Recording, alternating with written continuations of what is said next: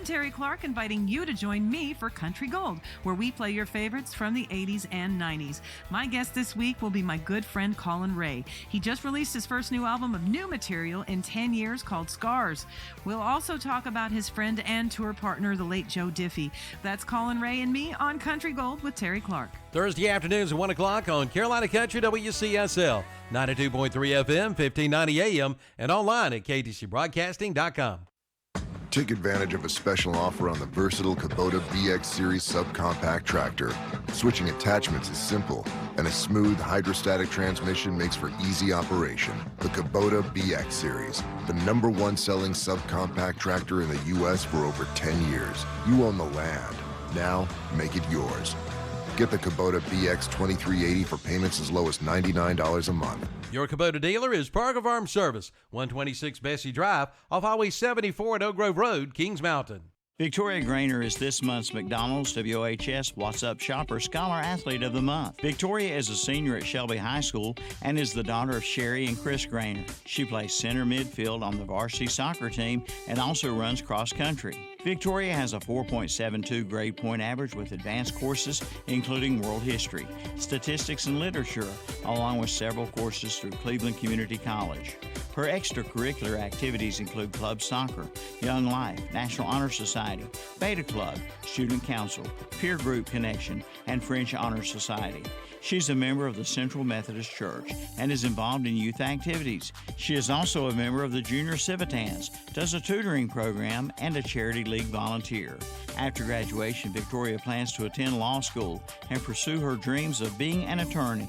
The McDonald's KTC Broadcasting OneSupShopper.com Scholar Athlete Award is to recognize a student athlete, not only for accomplishments in athletics, but also for overall achievements in the classroom and for overall school and community citizenship. You could be our 2021 Valentine's sweetheart. All you have to do is register to win at one of our local participating merchants. Grand prize this year will be 3 days and 2 nights at any Red Roof Inn in America. A dozen red roses, Valentine candy, dinner for two, 2 autographed novels by J.D. Kaiser, and a $500 in-store shopping spree at one of our participating merchants. Register today at Parker Farm Service on Bessie Drive in Kings Mountain, at Kiever Pharmacy on East Main Street in Lincoln, at Holly's Flowers on West Graham Street in Shelby, at Straps Jewelers on East Main Street in Lincoln, at the 3500 Grill on Highway 18 North in Shelby, at LDP Farms on Highway 18 North in Bellwood, at Oakey's Tower on West Warren Street in Shelby, at Eddie's Auto Parts on East Main Street in Lincoln, at Shelby Hardware on South Lafayette Street in Shelby, and at Total Insurance Agency on East Main Street in Lincoln. The drawing will be held Friday, February 12th. See each store for details. Sponsored by The Boss, Carolina Country, Downtown Radio, WhatsUpShopper.com, and KTCBroadcasting.com.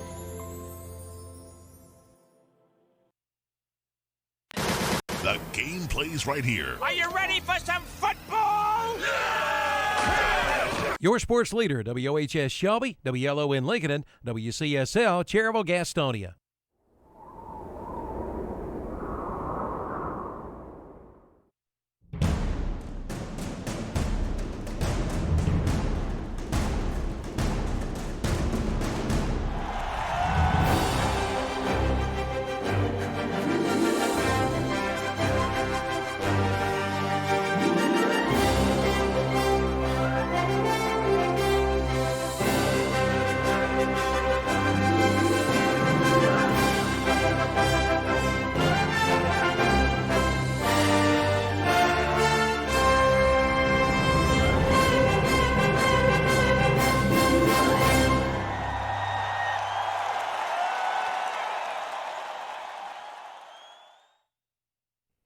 Hello, this is Milton Baker inviting you to listen to NASCAR Racing right here on WCSL 1590 AM, 92.3 FM, and KTCBroadcasting.com.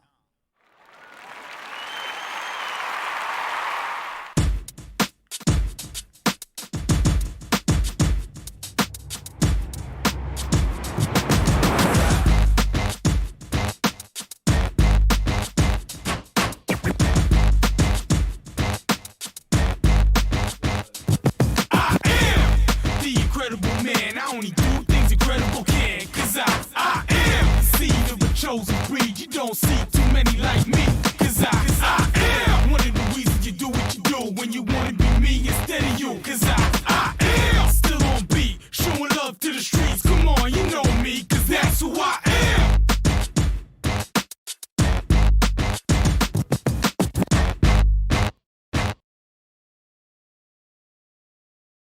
Saturday morning sports talk with Hunter Yancey, Kevin Hastings, Tom Sedefani, and Terry Reinhardt. And in the sound studio, we have our intern. What was your name again? Tanner. I don't know. I've only met him twice. I'm not always good with names. I just know he's the intern this week. JP. All right, JP. One name I do know. Why am I? Okay, one name I do know is Friendship Chrysler Jeep Dodge Ram, who's bringing you Saturday morning sport talk. You can visit him at 190 Oak Street Extension in Forest City, North Carolina, 828-919-3001. Friendship Nissan, also a sponsor, 156 Oak Street Extension, Forest City, North Carolina, 828-245-1661. See our friends at Friendship. Drive home in a new Gladiator, a new Nissan Rogue, get you a new car for a new year. Thank you, Friendship. And Terry, what did we have for breakfast this morning? We had some Mitchum's Kitchen's breakfast. I know I had a liver mush and egg on toast. Nothing says Lincoln County more than a liver mush egg on toast. Yeah, with a little mayonnaise. A little mayonnaise. Just to make sure it's got enough calories in it, got to throw a little mayonnaise on it. That's it. So that's a good sandwich. I had a bacon, egg, and cheese on toast. Hunter, did you get a chance to eat? I did. It's mine is gone. Kevin's is waiting for him to get a hold of it. The Sunrise Wrap. It's great every time I have it. If you're an onions and peppers guys, that's a good one. Yeah, that's a good one. I've been busy this morning, teaching and learning the youth of Cleveland County, Tom, who've came through the county at college here, and they've interned. And we've got a new intern here, and Tanner came in Wednesday and helped out. And he's here Saturday morning. Got him a biscuit this morning. Saturday he likes that better because he gets a biscuit. I might feed him next Wednesday, Hunter. Before he gets here. He said he didn't eat before he got here. I assumed at 2 o'clock he'd already ate. So right. I didn't get him anything. But JP. Yes. What do you mean you don't know his name? First of all, he's been here before. Second of all, you said, at what time did you get here? I got here at, I believe it was 7:55. So you had a good 5 minutes to introduce yourself to the fellow sitting in the room next to who I just instructed you to tell him what to do. Yes, and I did. No, you didn't. Yes, I did. No, you didn't. You just said you didn't know his name. I told him what to do. I met him twice. I failed to remember his name. That was one time. Now, how can I call y'all the dynamic duo in there if you can't remember your sidekick's name? Now you're Mr. Now Tanner, JP is good at drawing emblems and logos and stuff. You need to get him to draw you one for your. Well, I was just thinking to myself, this place isn't exactly Cheers where everybody knows your name, right? Right? Yeah, good point.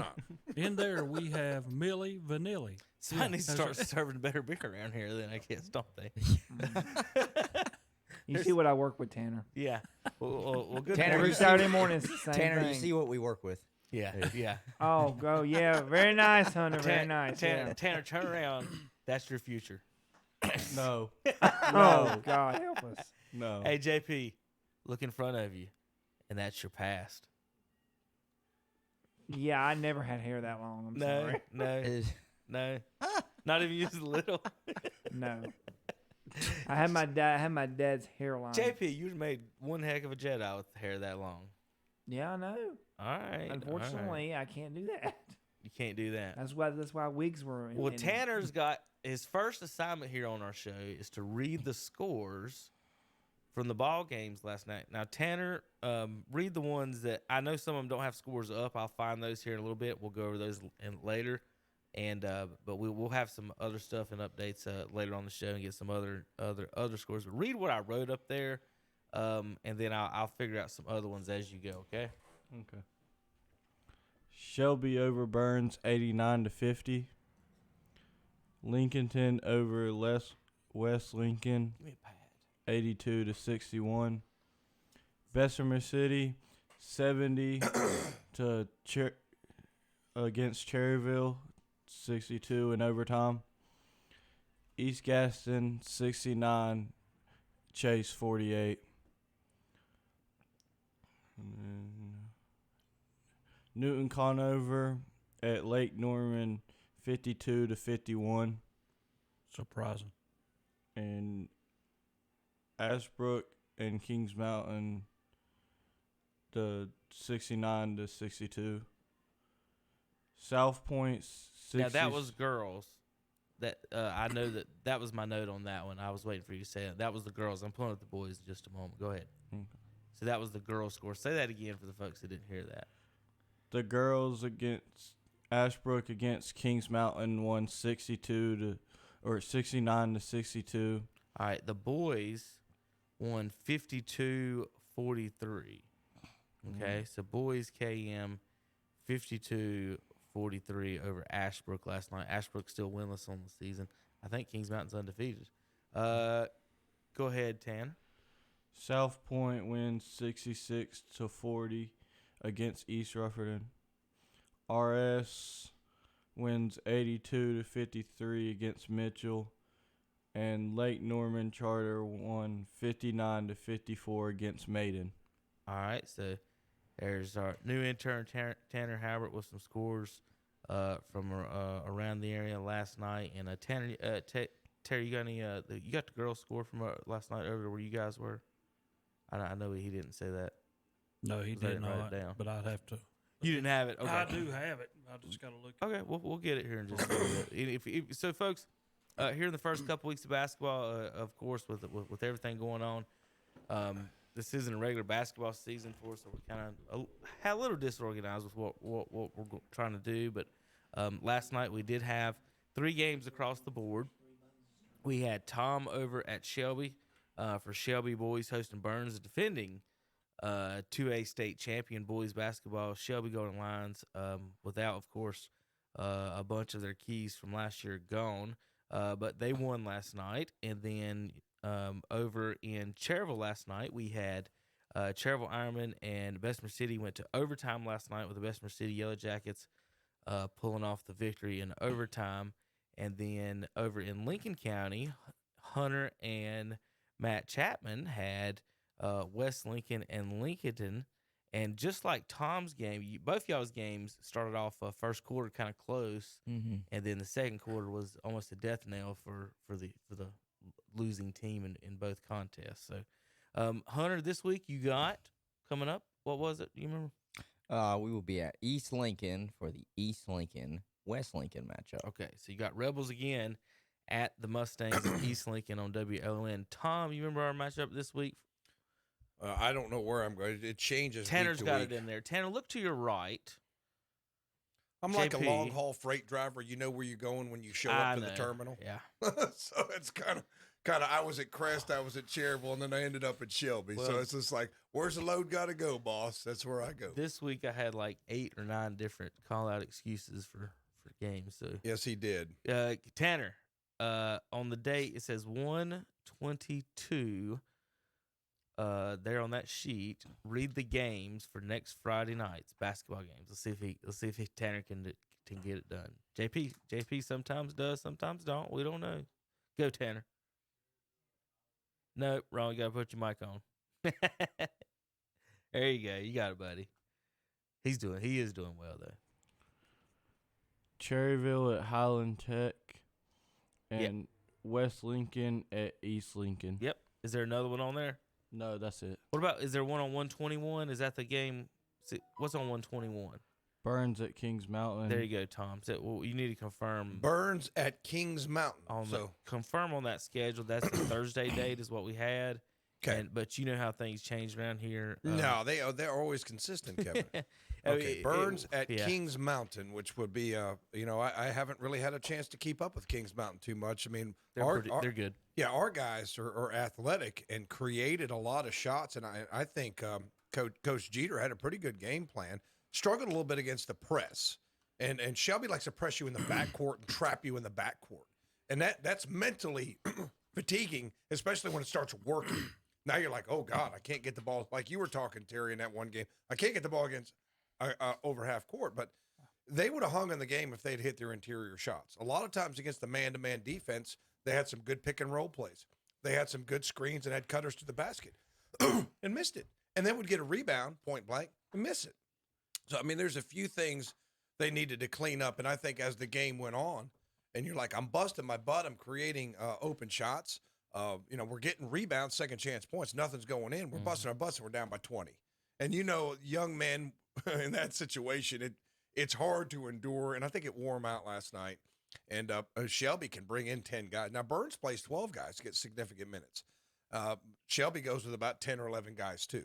So both those teams are the same. They're not big. They don't really have that 6'5", 6'6" guy, but they run up and down the floor. They're pressuring. They get after you. But last night, you just got to tip your cap to Holyfield and his guys. They were ready to play, and they made their easy shots, and that was why it was a 39-point game. So, Tom, when you're speaking of that, and I don't know, I get kind of, and this is me, I just get kind of irritated when the ball's thrown in, and if you got one point guard who can dribble, it's still hard to beat a press. You cannot dribble through a press. I mean, you've tried it, you've done it, it does not work. If you've got two, it can work, but you got to have two. But you got to be able to dribble and split the double team. Right. Yes. And Terry, you've watched a lot of youth basketball. Where do they always dribble? Oh, I know. Yeah. Right to the sideline. Right, yeah. Put yourself right in the corner. Well, from being out there and playing the position, you just got to be aggressive. But you got to pass. And it's kind of like on the football field, Terry. Like if you got to hit them before they hit you. Yeah. So instead of sitting there waiting on them to press you, you got to go at them and not be afraid to split a double team, cross somebody, or go through it. The thing that as far as that goes, Tom, and what's tough in high school basketball is, and I'm not blaming the refereeing. What I'm saying is that when teams press a lot, they also get away with a lot more.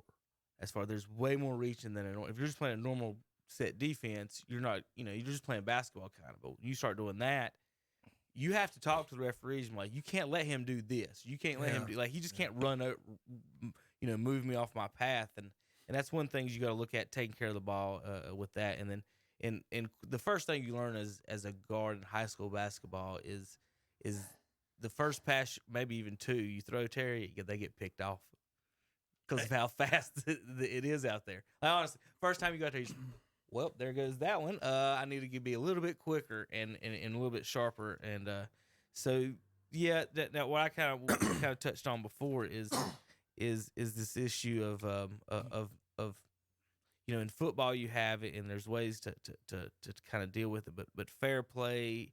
In football, it's more of a numbers thing. I got 50 people, you got 20. I'm probably going to beat you. Right.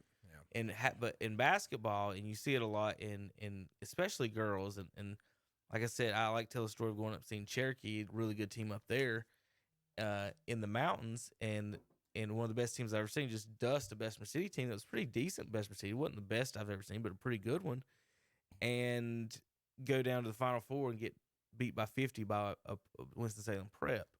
And then we had the team this week in our area win by like almost 90 points, or did win by 90 points in a game. And what's fair? What should you? I don't know how to handle that in basketball or you got running clock situation. I kind of threw out the idea maybe some type of press rule, as far as I said no pressing at all in high school. You don't have a shot clock. You got to get it across in 10 seconds anyway. So. Whatever. Maybe one person can play in the backcourt. I don't know. Terry mentioned, I kind of liked his idea, almost like you get up 20 points, no pressing at 20 points. Yeah, you got to back off at least to half court. I mean, and have a line there at the number of points. When somebody who will remain unnamed seemed to imply that this was a good thing, something to be proud of. It's not that the pressing is scary. Like, I've never been scared of it. You never know when there's a chance to make more mistakes and throw one away, or one of your teammates, he steps wrong than normal basketball. You're bringing it up, and so I don't want to take that part or any of that away from the game. But again, if you're up 30, 40, 50, how do you tell Terry? You've coached. Mm-hmm. How do you tell your girls or your boys don't steal the ball?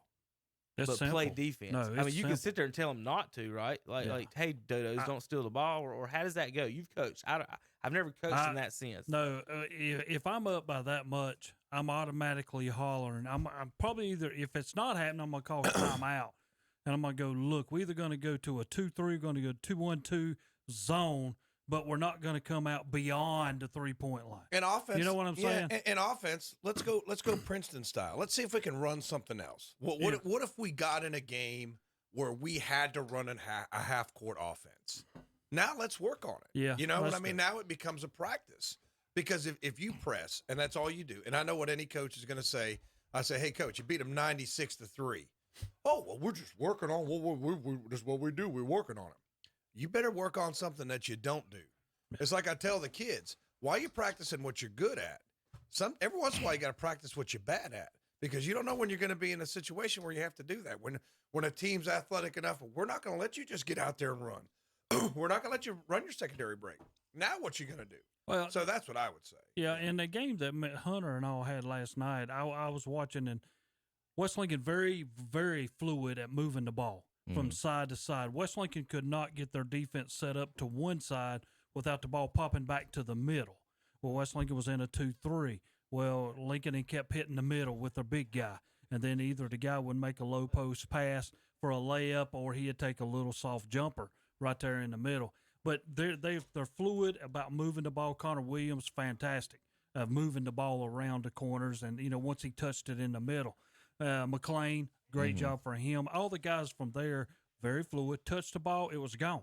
It was never in their hand. There was no guy out there dribbling totally, where you kept moving, move the ball. When you're moving the ball, defense cannot react quick enough. And once they shift to the left, they're not going to get back to the right by the time you get there. And then they, boom, pop in the middle. Easy layup, easy jumper, But I don't know. I mean, basketball, there's so many different things that you can do. Football's the same way. But you can put your team back in a 2-1-2, a 2-3, a 3-2. I mean, the many things that you can do. The pressing part does aggravate me some, because once you've opened up a great big lead, and I know and every coach is going to do their own thing, and I'm not telling anybody how to coach. Back off a little bit. If they make a little run, okay, go back to doing what you were doing.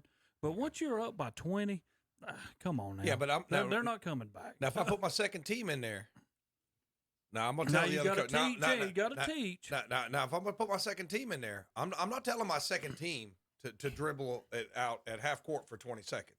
I will say that. If they've got their first team in there. Yeah, you know what I'm saying? Yeah, my second team, I'm going to say, look, coach, if you can't stop my second team, that's not my problem. Yeah. Now, I will tell them that.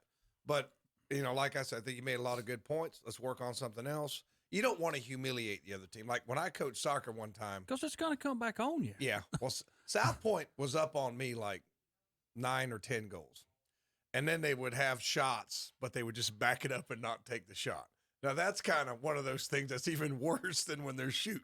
So that's why I'm saying that you can't we're just going to dribble it here 10 seconds in the backcourt and give the ball back to you because we feel sorry for you. Well, obviously, in still got to play. So football and basketball are clock sports. So baseball, you can say 10 runs, or soccer 5 goals, or whatever, 9. Whatever it is. 9. What's the point of it being past 5? Soccer? Yeah. You have a lot of 5 you know what they're going to say? comebacks. They're going to say like old, I believe his name was Coach Morgan up at Shelby. The year he had, still playing a suck-up when suck-up was at Hickory. He's trying to get player of the year. Well, if you cut me off at 5 goals, how's Ryan supposed to get his 100 goals for his career? Oh, my God. So, but no, that's the way they think, Kevin. I'm just telling you. I was not expecting you to say that. But now, that's the way they think, Kevin. I'm just telling you. Well, it's the same thing as a running clock. Yeah, but it's not. He can't get it if we're running the clock and he's sitting on the bench. I'm just saying that if a kid has a chance to get 5 or 6 goals, now Hunter, you played soccer, these guys keep stats. The all-time goal scorer at Hickory High School. Yeah. That's what, or the all-time scorer in basketball, Kevin. I understand that. So the baseball players, what you're saying, need to strike now because they've had their stats held back for years and years and years. Because you asked for my, I know. I'm not. That's the reason I'm saying that's the logic that it goes to in other sports is that people don't think about that. So okay, if you're going to do that in those sports, in soccer, well, 9. Well, how about in baseball? It's 25 or whatever it is, because Johnny needs a couple extra home runs Think about all the home run records that haven't been broke because of that right there. I mean, you make a good point. Maybe we should adjust it. 2 hours or 5 minutes. Yes. But when you're talking about stuff like that, Why and can't you that's have like a me. number? But why can't you have a number limit in the timed sports? Like you do in soccer, say you do have a 9-goal limit. Why can't you have that in basketball and football? To where as soon as you get to 40 games over, as soon as whatever it is, basketball or football. Now, here's why I don't like it in football, and I wouldn't like that in basketball either. Because if you're doing the right thing, which you talk to people around here, sometimes I wonder if they understand this is youth sports because they don't. That's what I'm like somebody told me last night was like a person who remained unnamed said that. But did you see the girls' game? 96-4. Did you see that game tonight? It was like 90-10. And I kept quiet, Kevin. I did, because I felt like saying that you need to do something about that. You need to talk to that coach and not at least don't be proud of it. Don't go bragging. Well, Tom, can you imagine how it feels when it comes for us as commentators? You have to try and somehow, if that was a game that I was calling and it was 90-4, it's tough. How am I supposed to make that interesting? Well, let's not even say 90-4. Let's 50-10. That's my point. Like, what's the point of playing anymore past 50-10? What I was going to say there's a difference between 90-50 because you're scoring points. But if it's 50-10, game's over, guys. Let's go home. Let's clean up the boards. Yeah, but what I would say is, okay. If you want the kids that didn't get in the time in, put them in earlier. That's it. Start them. Yeah. Start them. You know you're going to beat us anyway. Start Kevin, the second string. Nobody starts the second string. Why don't you? Don't, Kevin. A kid sports, Tom. Yeah. There's difference between youth and high school. Okay. Kid sports. It's high school, Kevin. We've got to sell hot dogs. We've got to keep starters in, right? Is that I nailed it. Okay. But now we're Now, Kevin, you didn't nail because that's why it's high school sports, but you nailed why they aren't just going to call it in a timed game. Yeah. They got people going back and before we could have chicken people sandwiches there. in the fourth quarter while you're up 35. You telling me Johnny's getting recruited by NC State and we're not going to start you because this other team's not very good. You can't do that. There's Kevin. 20 games, Tom. Kevin, okay. You can't do that. Mac Brown is going to come up here and be like, you know what? I want to see Shelby play. Because listen to this. Next year, Shelby's playing Highland Tech in football. So Mac Brown's going to come up here. I don't want to see Shelby play Burns. I want to see him play Highland Tech and win. I'm not saying 95-3. It might be one coach that says, hey, I'm here. I'm going to evaluate this talent. I've said at some point there's a line. Whether it's 40, 50, 60, 70, 80 points. In all the sports, we should say, okay, guys. Yeah.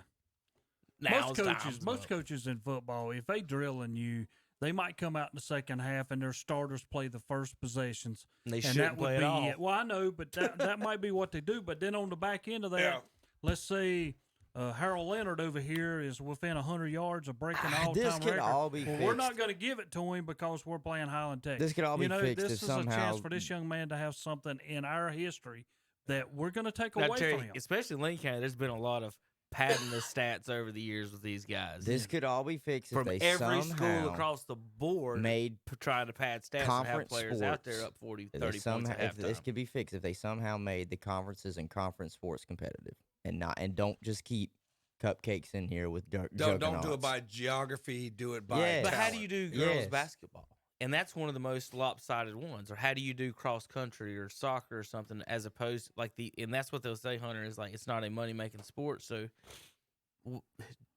again, they don't care. But football, we're going to argue about. Well, it should be competitive because we got to get. I will say this: I don't believe in punish a kid because he's good, but I do believe, like what Hunter's saying, is you have a football population and a student population.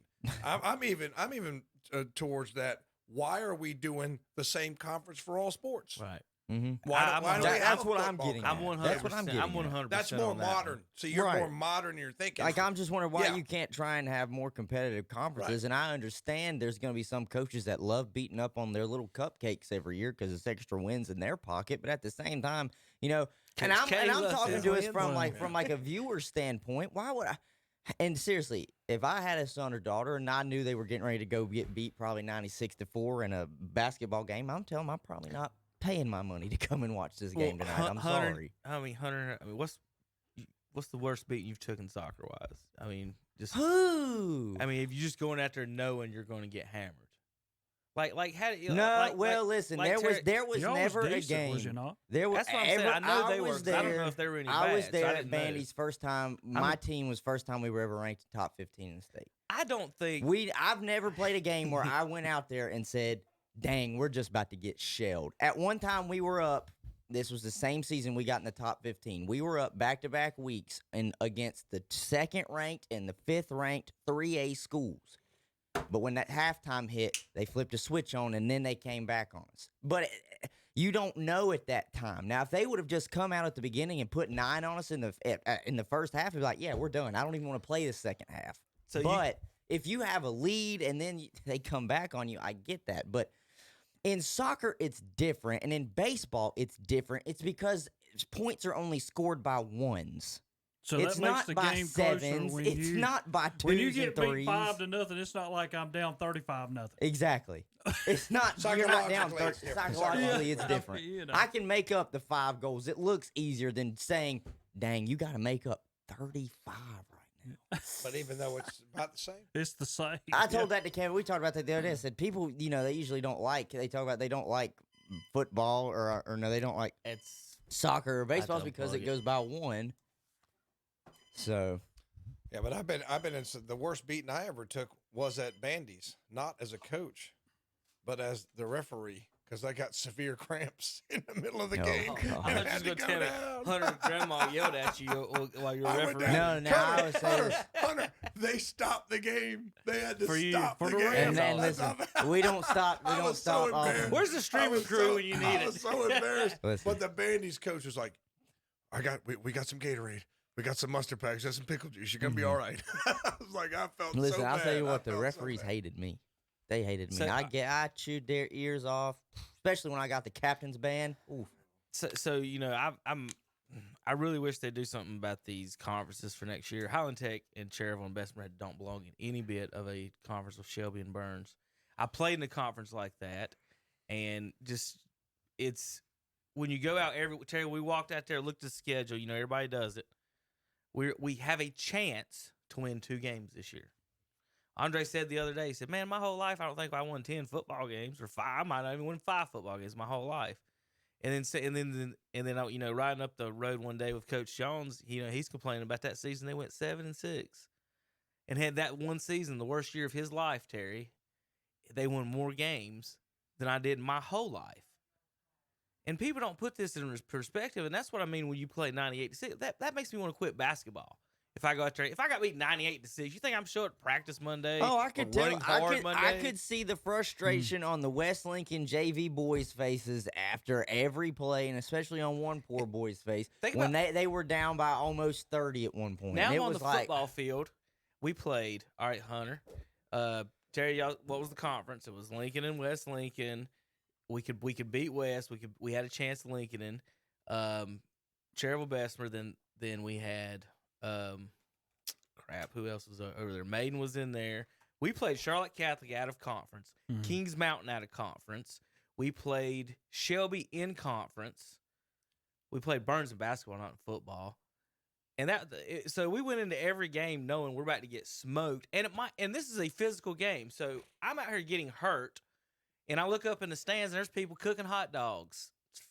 What do you have against hot dogs? I'm just saying, Tom, while I'm on the field putting my life on the line, there's people having a party eating hot dogs, and it's 62-10 or 60-6.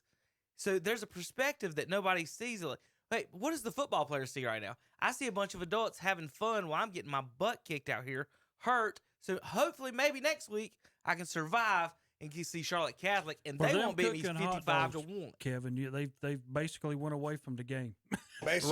Basically, what you're saying is we have brought back the Roman gladiators in different form. We've got to figure out a more competitive way for some of this stuff. But I mean, on the other hand, though, you have to understand teams that are in, and I'm going to go to wrestling part, teams that are trying to establish wrestling part, but they only have 5 or 6 guys.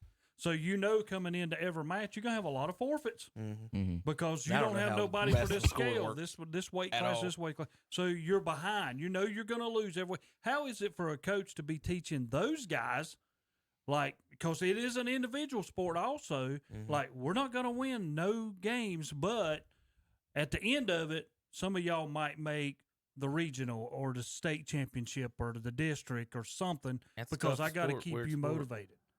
Tanner, you wrestled, did you not? Didn't you tell me that the other day? Make sure I heard that right. I was on the team, but I couldn't wrestle because of my heart condition. I was wondering about that when you said that. I think Andre said that. So instead of the Undertaker, you had to be Paul Bearer. When I don't feel bad, Tyler. When I played football, I was on the team and didn't play, but it's not because I had a heart condition. It was because I wasn't very good. They need somebody extra to cook hot dogs. I did get to play. I did get to play scout team in practice, and got my butt whipped by the starters every day. That was fun. And then they let me punt, Terry. I got to punt.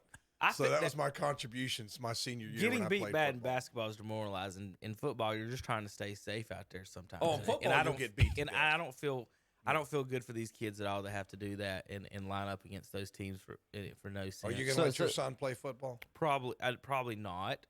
There's a 95% chance not. Hopefully he's a really extremely good golfer, and I don't have to worry about that. Yeah, I don't. Like and my daughter. I didn't have. So what do we do in this aspect? Then we never decided. All right, I guess we get to a certain score. Yeah, it's got to be 20 or more. We all do 50 for me, and then we'll work our way down. I'm just saying. In football what you and could basketball, do, 50 points. I'm just thinking if Game you're over. down by 50 points in either football or basketball, running clock, you just stop it there. Right, that's what I'm saying. Game Yeah, over. game over. 50. And if you I'd be don't fine want with to, that. Terry, and if you don't want the clock to stop, play four corners. Yeah. If it's that damn important to you, play four corners. And coach whoever can watch your crossover while you're up 50. Well, I don't know why that would be any different than you trying to take it to the But basket. now I up want to tell you 50. something else about basketball that I have not seen in my lifetime that I see a lot now. It's coaches who we're going to play man. Ain't nobody going to go no zone. That's all we used to. That's all we'd play. You know That's what all I'm saying? But my whole deal Is everybody behind playing zone stuff, now? well, no, not really. That's the problem. I see too nobody's- much of the man to man. We I keep pressed wondering- back into a man. I mean, there's most of the times time. that your team is not capable of playing another team man to man. Well, that's So true. You see you- more zone in girls ball. Too. Yeah, you do. You'll see But that you know, in I girls mean, what happens to all of our zone? I see last night now West Lincoln played a lot of zone. You know, and I don't blame them because to me, them to match up with. You know what happens in the zone though, Terry? When somebody penetrates it, it's like other people don't know what to do. Well, they don't never find a guy to Yeah. box out, and that hurt Yeah. West Lincoln last night. Once the shot goes up, you don't just turn and face the basket. You got to check the person around you to see who's coming because all they do is slip inside of you, grab the rebound, stick it back That's in. one of the problems that I have with high school basketball. Really, out of all of them, is high But school nobody's basketball. High teaching school that. basketball can one team can be dominated if they have two players at least over 6 foot that are competent enough to play basketball, that know what they're doing. All right, guys. It's time for a break. One quick one. You know, Terry, like in the playoffs, we won our first game by 20, got the second game, but we got beat by 50 by West Caldwell. Well, I want to tell you. Like, where did that come from? I have been to games, and we had to go to East Davison one year. And when we walked out of the court, I looked to Coach Sane and didn't have to say no more. Me and him was to ourselves. I looked at him. I said, "We're in trouble." Their warm-ups were better than I'd ever seen in my life. Their warm-ups. Yeah, and I'm He's like, right. "We're in trouble." When Hickory High School would come out before a soccer game and warm up, it's like, boys, warm up the Yeah, bus. this thing's is not going to over be quick. good. I never see they were just a little taller than us. I just couldn't figure out how they beat us so bad. It didn't. It's like two of the other guys they pressed a lot, but two of the other guys on our team, it's like they forgot how to dribble. We might have had 70 turnovers, and I might have had 4 of them. Like I played decent. Like I'm like, what are y'all doing? Like a guy all he's doing is playing defense. It was bad. Yeah, it was weird. It was We weird. was in All right, that we gotta game, go. and one time we was in that game, and we had one of our ain't naming names or nothing like that, but she's one of our best 3-pointers. We had 2 kids on that team that could shoot threes, shoot lights out, but her first shot was blocked on a 3-pointer. I just looked and I said, "Look out." Coach, you got to call a better play. What do you mean, look out? All right, we'll be back in a minute, Tanner. On KTC You know, we Broadcast. always tell our kids that there's no such thing as a money tree. But did you know at Friendship Nissan in Forest City, we kind of do have a money tree? Our money tree gives a $500 better price on any new Nissan, and that's a $500 guarantee that we put in writing. We have no haggle clear choice pricing, the region's only non-commissioned sales force, and we have the only lifetime warranty with no time or mileage limits. So you see, at Friendship Nissan, we kind of do have a money tree, and we're located in Forest City. Take advantage of a special offer on the versatile Kubota BX Series subcompact tractor. Switching attachments is simple, and a smooth hydrostatic transmission makes for easy operation. The Kubota BX Series, the #1 selling subcompact tractor in the U.S. for over 10 years. You own the land. Now, make it yours. Get the Kubota BX 2380 for payments as low as $99 a month. Your Kubota dealer is Parker Farm Service, 126 Bessie Drive, off Highway 74 at Oak Grove Road, Kings Mountain. You'll be first on race day with a stop at Kings Mountain Auto Supply, 904 West Gold Street in Kings Mountain. You'll find a full line of auto parts. They've got it all, and they even carry racing fuel. So before you head out to the track, get your racing fuel from Kings Mountain Auto Supply. Give them a call at 704-739-0391. In addition to great prices, you'll get friendly and knowledgeable service as well. Kings Mountain Auto Supply, 904 West Gold Street in Kings Mountain. Open Monday through Friday from 8 till 6, Saturdays 8 till noon. Like them on Facebook, too. You're listening to the Wolfman Jack. I'd say when I was a little kid, I was brought up listening to Alan Freed. Wolfman Jack. When I was just getting started, the hip thing was to say, "What's happening, Jack?" "Hey, Jack, what's going on?" So that was the hip slang, So being a horror classic freak like I am, I chose the Wolfman because it was a very animal-sounding name, and the name Jack because of the hip slang, "What's happening, Jack?" Because Jack always knew what was happening. You understand what I mean? Wolfman Jack. Wednesday, Thursday, and Friday mornings, 10 a.m. to 12 noon on The Balls. WOHS Shelby, WLON Lincoln, and online at ktcbroadcasting.com. You could be our 2021 Valentine's sweetheart. All you have to do is register to win at one of our local participating merchants. Grand prize this year will be 3 days and 2 nights at any Red Roof Inn in America. A dozen red roses, Valentine candy, dinner for two, 2 autographed novels by J.D. Kaiser, and a $500 in-store shopping spree at one of our participating merchants. Register today at Mitchum's Kitchen on Highway 274 West in Vale, at Century Drug on East Main Street in Lincoln, at West End Sales on Highway 18 North in Vale, at Facet Foundry Jewelry Studio South New Hope Road in Gastonia, at Flooring America on Slater Street in Kings Mountain, at Lowe's Fish Box on Shelby Road in Kings Mountain, at Butler's Tire and Auto on King Street in Kings Mountain, at Pro Wellness Chiropractic Center, North Aspen Street in Lincoln, at the Great Outdoors on Highway 150 East in Cherryville, and at Carolina Hardware Garden and Pool Center on the Reedsville Road in Lincoln. The drawing will be held Friday, February 12th. See each store for details. Sponsored by The Boss, Carolina Country, Downtown Radio, WhatsUpShopper.com, and KTCBroadcasting.com. For 70 years, Harris Funeral Home in Kings Mountain has been serving this area with compassionate, unique, and professional services. Harris Funeral Home in Kings Mountain is independent and family-owned, providing traditional and cremation options as well as package options for all budgets. Harris Funeral Home in Kings Mountain offers personalization options to honor your loved one's memory, such as custom casket cap panels, memorial DVDs, memory portraits, fingerprint, and cremation jewelry. Harris Funeral Home, 108 South Piedmont Avenue, Kings Mountain, celebrating life one family at a time. Online at harrisfunerals.com. Because you can, you're broadcasting. Yeah. Did your school not let you, Tom? Welcome back to the broadcast. Person remains unnamed. JP's supposed to be setting it up in there. JP, are you getting it going in there? Yeah? Are you sure? All right, so we're supposed to have Coach Pruitt on the phone. Morning. Hey, Coach B. Coach, how are you? I'm good. JP's always got it going on. Well, I don't know why you'd have doubt. Exactly, every week. I don't know about that, Coach Pruitt. You might be that coach that tells Johnny he's doing a great job when he gets pancaked 3 times in a row. I was going to say, Coach, I tell you what, I'll let you hire him for the head of quality control and see how that goes. Yes, sir.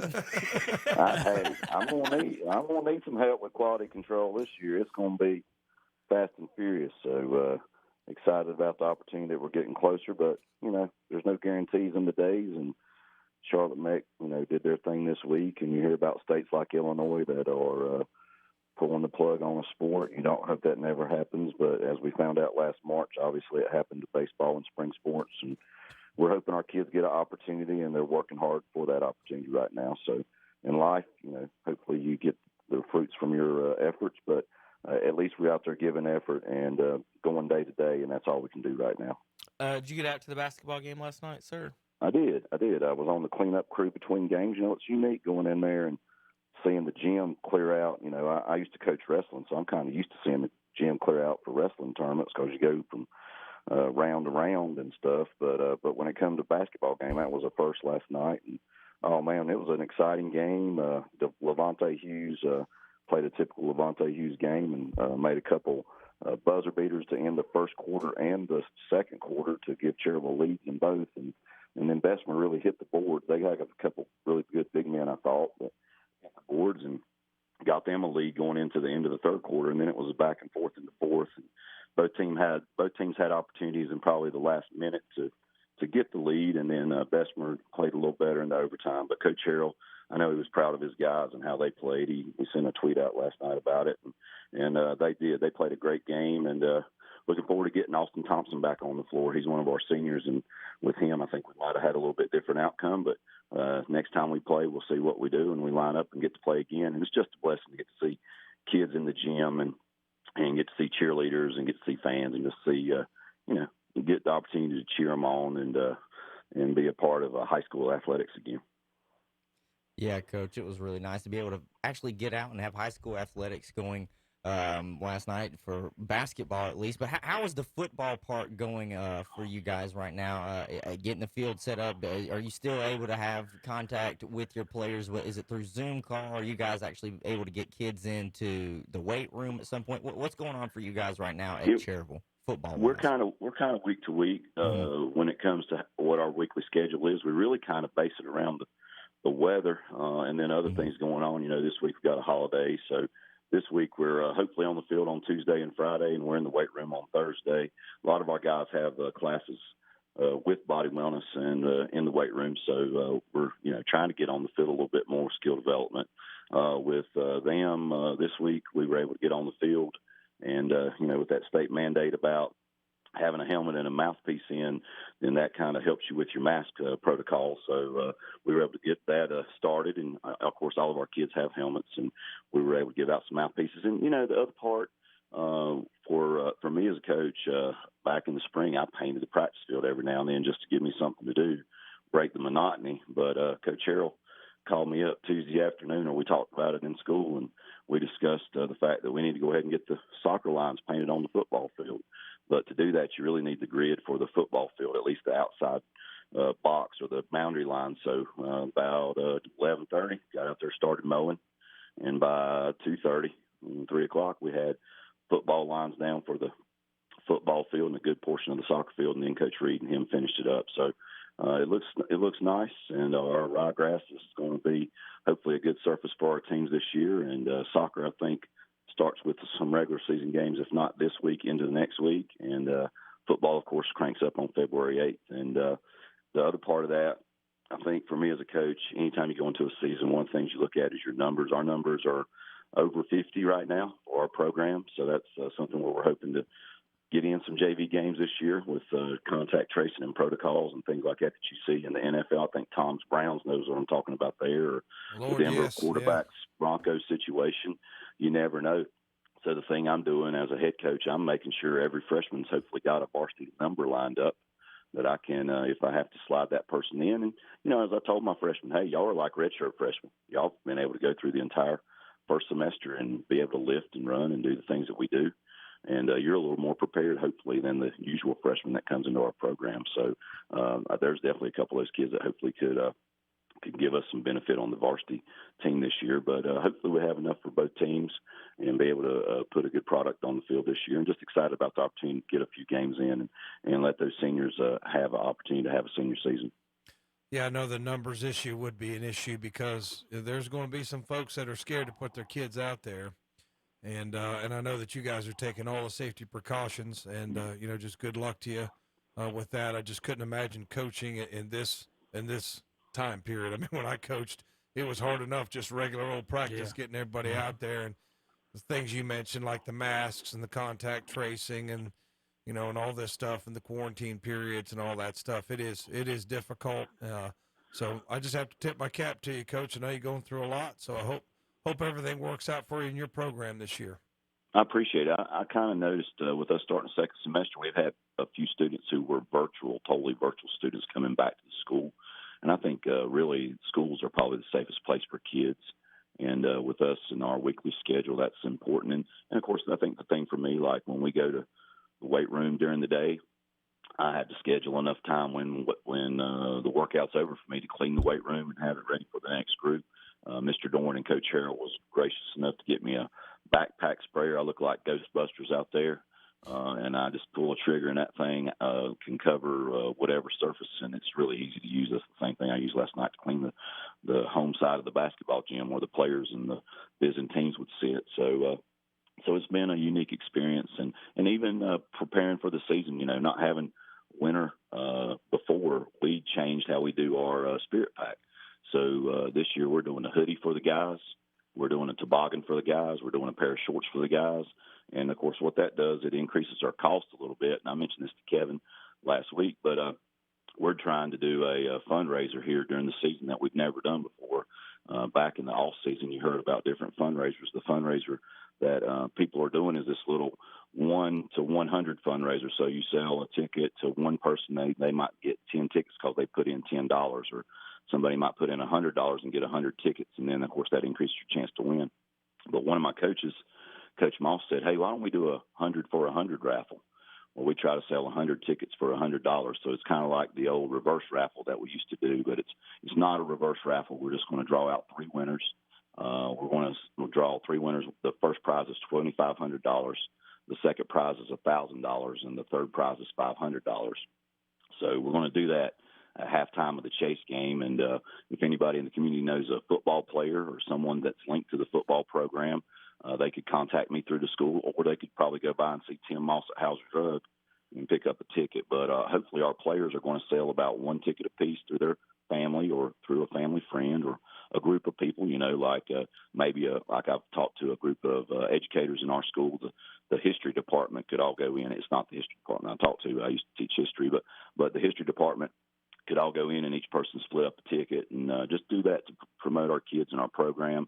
And then hopefully none of our kids have to pay for their spirit pack. And it's going to be a really nice gear this year. So, but I just wanted to mention that on the air as well today. And that's something else that the coaches have to deal with. And Coach Pert, just listening to you talk about that sort of raises my temperature a little bit because of the way that we don't give enough funding for these athletes. We don't. The state of North Carolina, I don't think, understands that this is part of their education. And I truly think that young men and young women are better prepared for college and for life and for marriage or whatever they're going to do in their lives if they have some sort of athletic participation. And I would say that includes band and other extracurriculars like that, where you have to dedicate yourself to something, work with others, take direction, overcome hardships. And you guys seem like you spend as much time fundraising as you do coaching, just because you're trying to get the money to help these young men and these young women. So, I mean, anybody listening, I just hope you understand what these coaches have to do and what they do for these young men. So get out there and support them. I wish our state would support them more. It seems like we always have money for administration, but we don't have money for kids, and that's really frustrating to me. So I'm glad you're out there, doing what you do for the kids, Coach. I appreciate that. We did our normal fall fundraiser, and obviously when you can't go door to door and it's COVID and you can't do we do normally a blitz night and pull in a certain amount of money, and we couldn't do that. So we had to find an alternative. But the other part of that, this week we kind of kicked that off, and I had a couple parents say, hey, I've already sold a couple tickets. So I think we're getting that support, and I appreciate you saying that. But definitely there's things that go on behind the scenes that you don't think of. And then when you're talking about kids participating and you asked about numbers, I really think our participation this year is better because kids do need an outlet. They need some help to their social health, their mental health, and getting out there. Like I told my class the other day, we were talking about ways you relieve stress. I said, hey, putting on a helmet and shoulder pad is a good way to relieve stress. That's right. That's right. So with that being said, it goes all the way around. Just like when we started the year and Mr. Ewan's in there in band going, guys, I hate to say it, but we can't play a band instrument right now. So Yeah, we're in that's tough. band, but we can't That's play tough. band, But now, as it's went along, we've kind of loosened things, but also as it's went along, we've tightened things. We used to could work out without a mask, now we have to have a mask. So it's just, go from day to day and try to do the best that you can for your kids, your program, your community. And we hope that we are doing things with our kids that are going to make them more successful, as you say, Tom, and I appreciate that. Yeah, no problem. We appreciate you, Coach, calling in. Remember, everybody out there listening, make sure that you participate in this fundraiser. Help these kids over at Cherryville High School participate in athletics this year. We need you more now than ever. So help us out. Coach, we appreciate you. All right. Thank you, guys. Good luck to the Ironmen. I think they hit the road this week at Christ the King and Highland Tech. So big inter-county game on Friday night. Always nice to have a game away. Be watching, I guess, on Facebook Live or listening on the radio. I guess that's the best place to do it. We prefer you to listen on the radio. Yes, so, right. so listen to us. And good luck to Coach Harrell and his kids this year. Yes, sir. So once again, thank you, Coach. We appreciate Thank you calling in. Appreciate it, Tom. Take care. Thank you, See you Coach. guys. That's Bye. Coach Thank you, man. Tim See you. Pruitt, Cherryville Ironman football. JP, y'all ready for a break? Can I get a thumbs up? Yeah. All right. We'll be back in a minute. KDC Broadcast.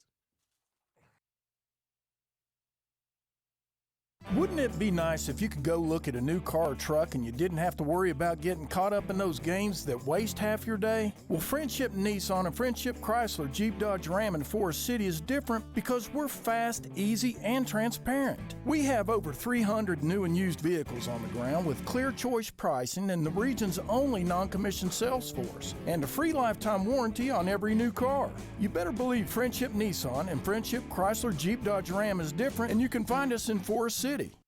Join us every Sunday at 11 a.m. for our Sunday morning worship services. On WCSL 1590 AM and 92.3 FM, it's the Sunday morning service of First Baptist Church in Cherryville. On WLON 1050 AM and 107.5 FM, it's the Sunday service of the Covenant Bible Church in Lincolnton. And on WOHS 1390 AM and 101.5 FM, it's the Sunday service of the Calvary Baptist Church of Shelby. Join us each and every Sunday morning for our Sunday morning worship services on The Boss and Carolina Country. Home is where everything is, especially during this time. Home is where the office is, home is where school is, and home is where comfort is. Today, home is everything, and Carolina Federal Credit Union in Cherryville is there for you, your home, and your family. And you can bank with Carolina Federal Credit Union right there at home. Visit the website at carolinafcu.org. Call 704-435-0186 for more information. You'll feel right at home with Carolina Federal Credit Union, 1200 East Church Street in Cherryville. Take advantage of a special offer on the versatile Kubota BX Series subcompact tractor. Switching attachments is simple, and a smooth hydrostatic transmission makes for easy operation. The Kubota BX Series, the #1 selling subcompact tractor in the U.S. for over 10 years. You own the land. Now, make it yours. Get the Kubota BX 2380 for payments as low as $99 a month. Your Kubota dealer is Parker Farm Service, 126 Bessie Drive, off Highway 74 at Oak Grove Road, Kings Mountain. Victoria Grainer is this month's McDonald's WOHS What's Up Shopper Scholar Athlete of the Month. Victoria is a senior at Shelby High School and is the daughter of Sherry and Chris Grainer. She plays center midfield on the varsity soccer team and also runs cross country. Victoria has a 4.72 grade point average with advanced courses including world history, statistics, and literature, along with several courses through Cleveland Community College. Her extracurricular activities include club soccer, Young Life, National Honor Society, Beta Club, Student Council, Peer Group Connection, and French Honor Society. She's a member of the Central Methodist Church and is involved in youth activities. She is also a member of the Junior Civitans, does a tutoring program, and a charity league volunteer. After graduation, Victoria plans to attend law school and pursue her dreams of being an attorney. The McDonald's KTC Broadcasting What'sUpShopper.com Scholar Athlete Award is to recognize a student athlete, not only for accomplishments in athletics, but also for overall achievements in the classroom and for overall school and community citizenship. Thanks for help bringing the economy back, one local purchase at a time. Kind of uplifts you and you feel better. It's the greatest comeback of all time. Shop local with What'sUpShopper.com, Carolina Country, and The Boss.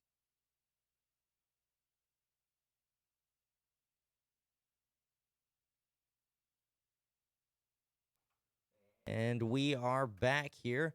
Saturday morning sports talk. KTC Broadcasting. Thank you, everybody, for listening. Terry, why don't you give a shout out to our friends down at Friendship? Oh, my goodness. You mean I'm going to get to do I got it. You got it. You got it. He's got the Terry, paper. you got it. Chrysler, Jeep, Dodge, Ram, 190 Oak Street Extension, Forest City, North Carolina. The number is 828-919-3001. Again, that number 828-9019-3001. Or you can go to Friendship Nissan at 156 Oak Street Extension, Forest City, North Carolina. The number is 828-245-1661. Again, that number, 828-245-1661. And, Tom, I'm still looking for that car outside my house. It's not coming, The Terry. Gladiator. You still have to pay for it. Oh. I mean, you just can't get it for free, Terry. You have to pay. Now, Friendship will make This you a good says deal. Friendship. It's I'm telling you, They're my friends. Friendship will make you a good deal because I will tell you, my brother and his girlfriend are very satisfied with their Jeep products. I think my brother got a Grand Cherokee, and I think his girlfriend got a Durang. They still make the Durang. Does Dodge still make the Durang? I know they make the Grand Cherokee, but I know that she got another vehicle that wasn't a Grand Cherokee, but it's still a hatchback vehicle. Possibly. So I can't remember exactly which model she got, but I can tell you this. She got it at Friendship. They got it at Friendship, and they're very pleased with the service.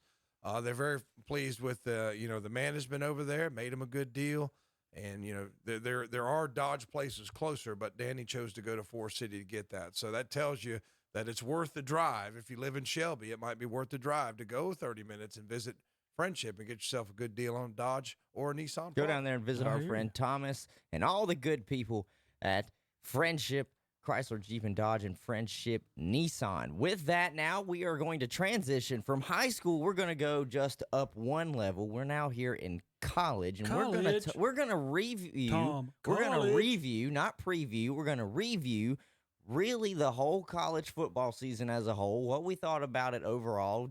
And I'm happy. I think we can all say we're all happy that it at least made it through. Yeah. There was not any potential stoppages. There were some hiccups along the way. Some games had to be postponed or canceled, but overall, some teams played less games than everybody you're right else. now, Terry, you're right. But overall, we got to the finish line, which we will also review very shortly right now because it did happen this past week. Alabama was able to claim, his 6th or 7th championship in 10 years. 6 out of 12. 6 out of 12. So he's gotten his 6th championship at Alabama. Nick Saban 7th overall because he won one at LSU prior. So I think we can sit here and say that Alabama is this arguably the greatest dynasty we've ever seen in college football? Ooh. Well, Pete Carroll's USC days, they were electric. Miami was good. Miami was great. Florida State's was decent. Yep. But I don't know the greatest dynasty. I mean, if you go way back in the early days, the Fighting Irish were good. Well, it's hard to say. And we always have a tendency to say, like at the end of last year, LSU's the best college football team ever. Now, at the end of this year, Alabama's the best. Whoever wins the national title next year, I still think LSU's LSU's the best college football team ever. That was a good team. I mean, but what I didn't even realize is you had real quick. Tom made a fantastic point. I was about to say that myself. Is every single year we talk about as soon as it's over, that's the best greatest team college ever. team ever. Yeah. I remember all the way back to I think the Miami Hurricanes with Ken Dorsey. We talked about it. But it's a genuine question. I'm just talking dynasty. 6 out of the last 12. I mean, and they're talking about 9 guys off for this team going first round. Not only that, every recruit that Nick Saban has had at Alabama has won a national championship. It's not every year they've been there. At some point while they've been at Alabama, they have won a national championship. I just want to know what kind of spell that he casts on these players to make a Mac Jones play in a game hurt when the outcome's decided, or Waddle's out there playing hurt and the outcome's decided. Because it's for a national championship. Which the game was already over. But what I want to tell the kid, okay, national champ, yeah, that's good. But look, son, you have a chance to be set up for the rest of your life if you play your cards right. but you're going to go out there and ruin your career for this man who's already got his $10 million this year. I don't really understand the calculus on that. I mean, but it is what it is. You got players opting out at other schools, and their players go out there, with a gimpy leg. Now Terry says for a national championship, I'm a player. I'm a player. No, listen Terry. to me. Listen to me. I'm a player, and I know this is my legacy here. Even if I get hurt, I'm going to come out with a national championship. Yeah, it might hurt me on down, but this is for the national championship. If I'm a player, I'm going to give everything I got. No way am I going to opt out of playing in this game for a national championship. Yeah, but what I'm saying is the game's decided, and you have a great 1950s mentality there. But I'm saying a lot of these guys have a chance to be financially secure for the rest of their life. Now, I could see, Justin Fields out there playing. The game's decided. The game's decided, Terry. You're talking second half. And you could tell that he was making some business decisions because there were times where Justin Fields would continue to run and fight for yards and he was going down. I think, and you might want to say, but I don't blame him because you got to make a business decision here. Justin Fields is also making a business decisions to stay out there, showing I'm not going to quit, and I'm going to prove to the NFL I'm going to be in it whether I'm winning or losing all the way to the end. Yeah, but I don't know how much more these guys have to prove.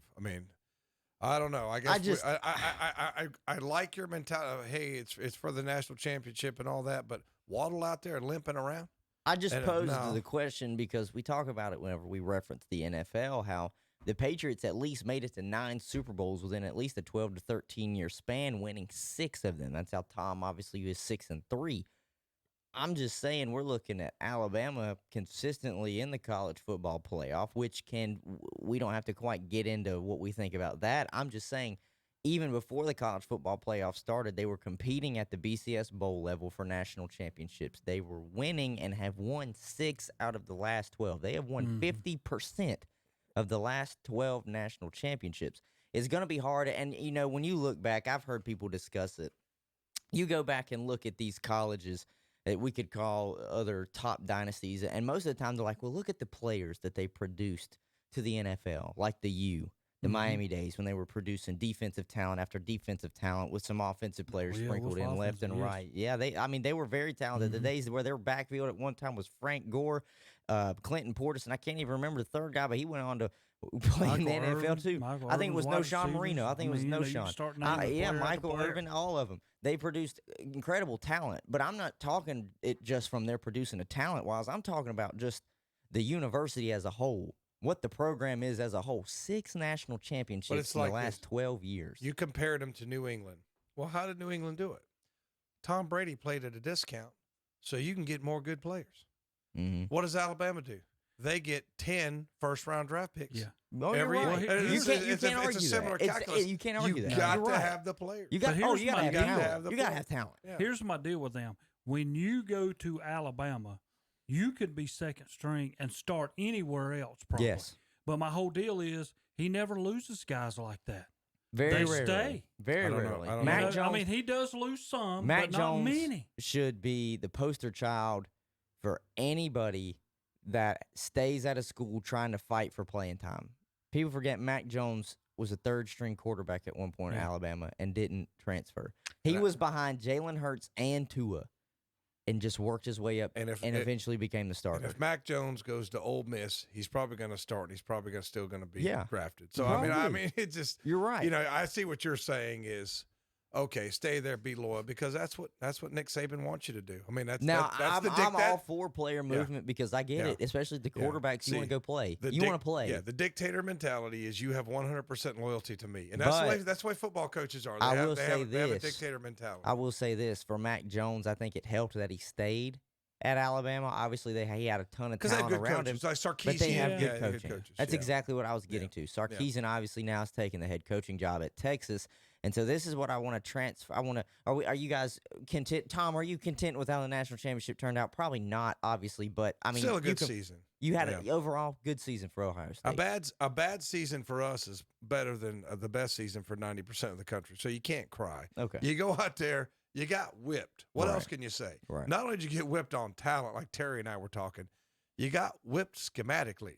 Mm-hmm. You can't let Devontae Smith run down the field. Ryan Day's first national championship he ever coached. Yeah, in. I'm just telling you this. The defensive coordinator he'd be in my office. I was like, we got to talk about what we did. Because, if I'm the defensive coordinator, I'm going, what do you want me to do? We might not be too deep at covering all the guys that they're going to throw out there at me. Jamming. But, and I think the biggest problems that I had with it is when all of a sudden he was against a linebacker. Come on now, we're talking about Devontae Smith with a lot of speed behind him, and all of a sudden he's matched up with a linebacker. Terry, they were trying to stop the run. But what I don't understand is like, okay, if Smith is killing me, all right, got to bring in the extra DBs, got to take out a linebacker, and Harris might get his yards. But let's see if we make an adjustment, if we get anything different. See, I just, and they were missing their nose tackle, Togiai, which hurt. Sermon that hurt. went down too. Sermon went down, that hurt. But you can't say that's not going to change the game, Terry. That's not going to change that game. I think that you at least if something starts to kill you. Now, I will give Sarkisian credit because if you watch what he did pre-snap, all that pre-snap movement they did with Smith, which confused the defense and got him some free runs. A lot of NFL so teams give them that some now. credit for doing that. But where my problem is you didn't adjust. It's a game of adjustments. And it's like you got 15 minutes at halftime to try and figure it out. It just didn't seem like, and if you looked at the body language and such in the second half of Ohio State, you can tell we're not used to getting our butts whipped. And that's what happened. Even when they went against Clemson, and I know what they were thinking. We beat Clemson by 3 touchdowns. We're going to go in here and we can play with Alabama. Right. And I think with a different scheme, I don't think anybody was beating that team, you know. Mm-hmm. But with a different scheme, it might have been closer because they were with them in the first. You know, they went score for score there the first. But then all of a sudden, boom, and you guys are hanging your heads. But now this is what I wanted to get to. Obviously, the season that we just witnessed this past year, crazy hectic. Some people playing 10 to 11 games. Some people only be able to play 4 to 6 games. That's just how it worked this past year. It was crazy. Going into next season, say everything lines up for everybody to at least have a normal college football season. We're hoping that happens. Yeah. I'm going to be honest with you. I think this is the year there's going to be parity in the college football playoff. I think it is too because, Alabama is set to possibly lose 11 to 12 starters to the draft. LSU lost 14 last year, and look at LSU this year. That's LSU. But that's Ogeron. Now, don't give me. I'm not going to disrespect him, but Ogeron's not safe. I'm just saying. There will be no Devontae Smith, Jalen Waddle. There will be no Harris. There will be no Mac Jones. There's 4 of your key components on the offensive side of the football, and even you could throw LSU in this too. When you got big, high, prestigious programs, usually every year it's just reload. Okay, that's just what it is. It's not rebuild, it's reload. I seriously think LSU fell into the trap where they had everything lined up and all their great players were just gone at the next year.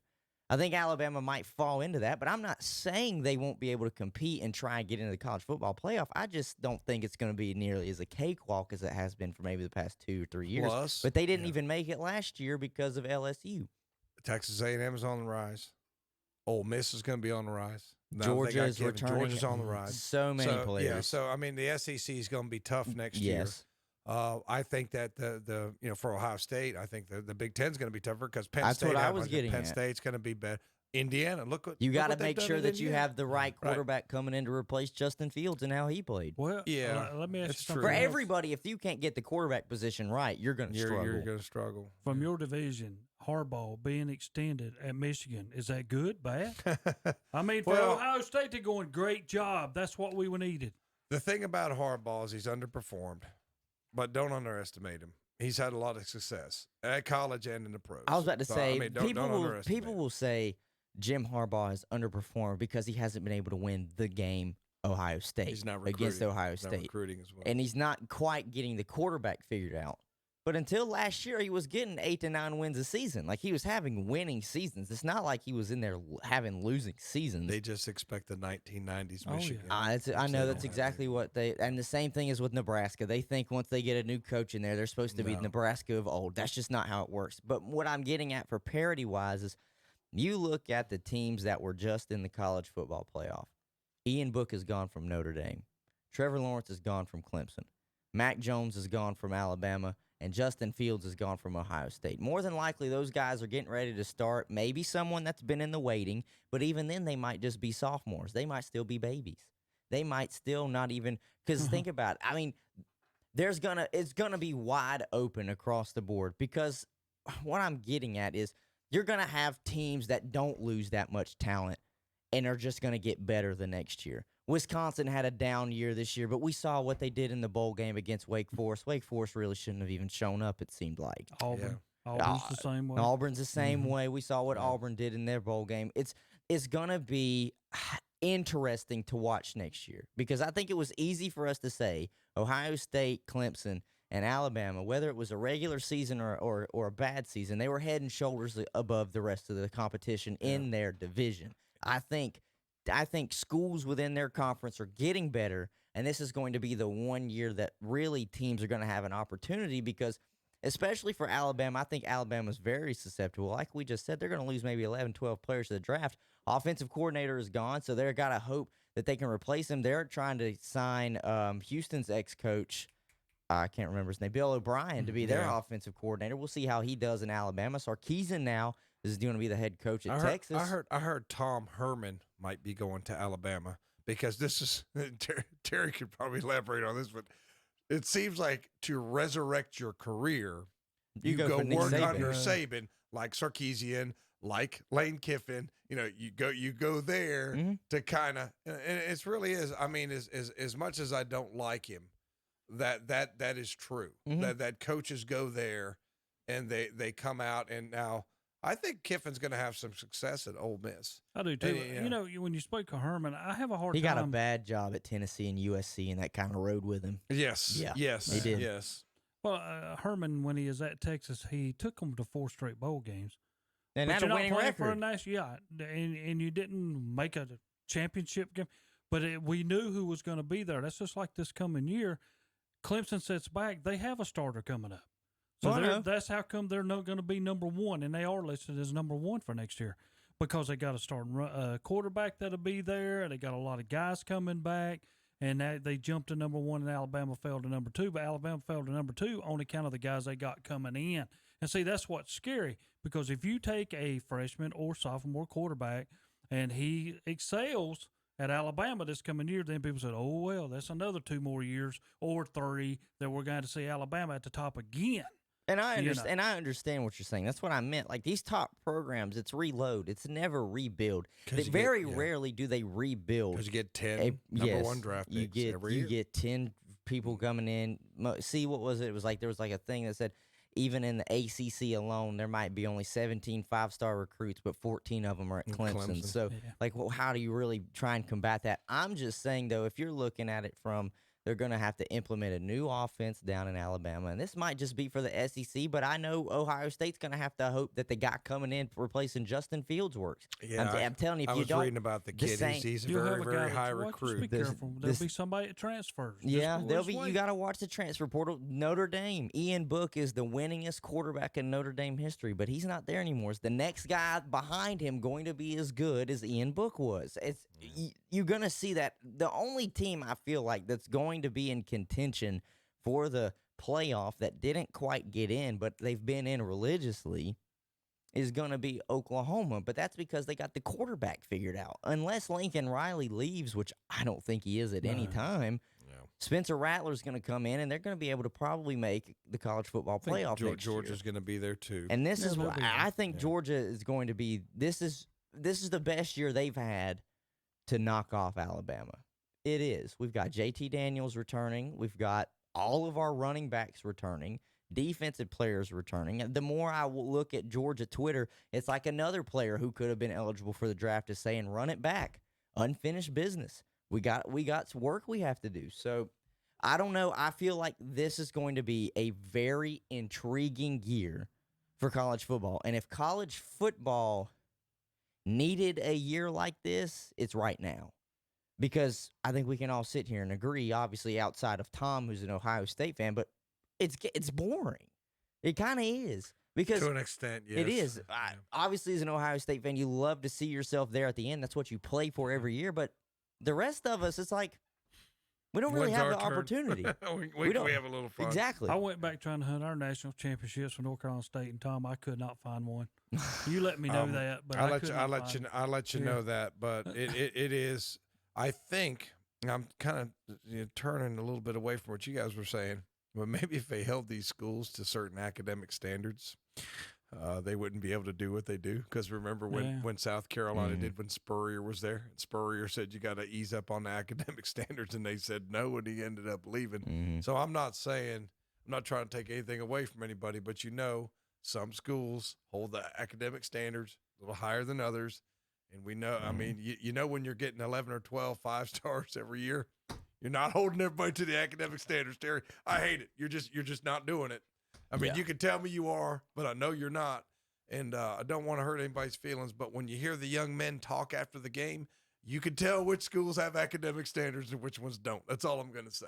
So that's another thing. Like in the pros, you can't do that. You just can't bend the rules. You just can't make up some rules for your school that other schools don't have to go by. And that's happening, Terry. So that does. I'm not taking anything away from the greatness of the players or whatever.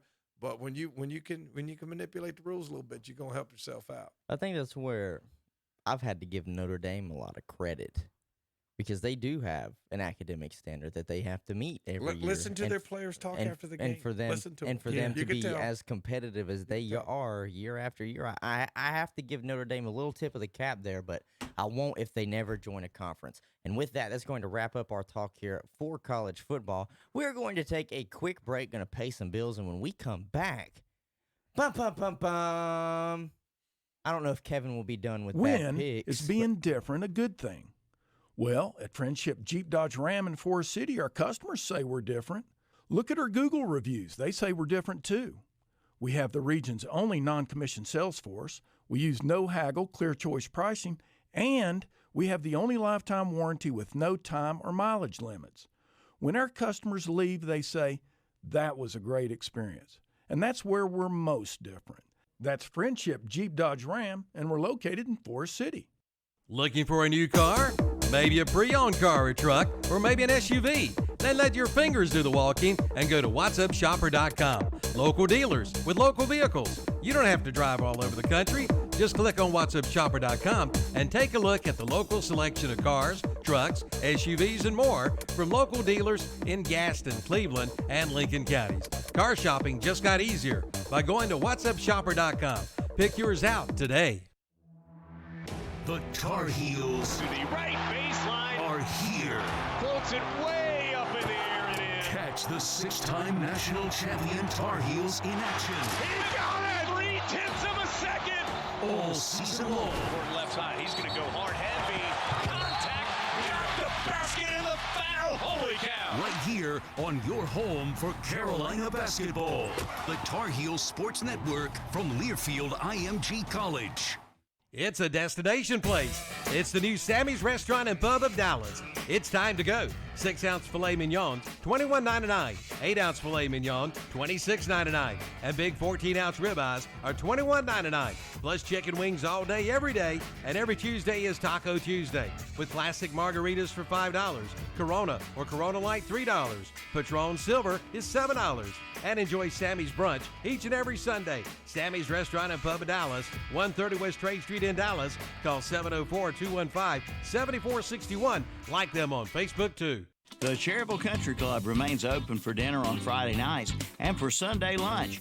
Call your order in at 704-435-6597. Take it home and enjoy a great dinner or lunch. You can pick it up under the big black awning at the front. And it's time to get out and play golf too. The weekly Captain's Choice Golf Tournament starts every Friday night at 5:30 p.m.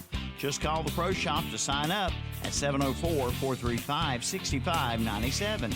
The Cherryville Country Club on the Roy Acre Road in Cherryville.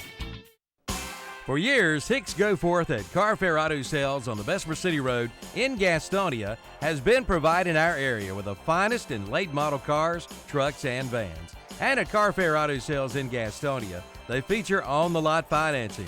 Come talk with Hicks about your next vehicle purchase. They're open Monday through Friday, 8:30 to 5:30, Saturdays 8 till 2. Call 704-865-8024. Carfair Auto Sales, 1320 on the Bessemer City Road in Gastonia.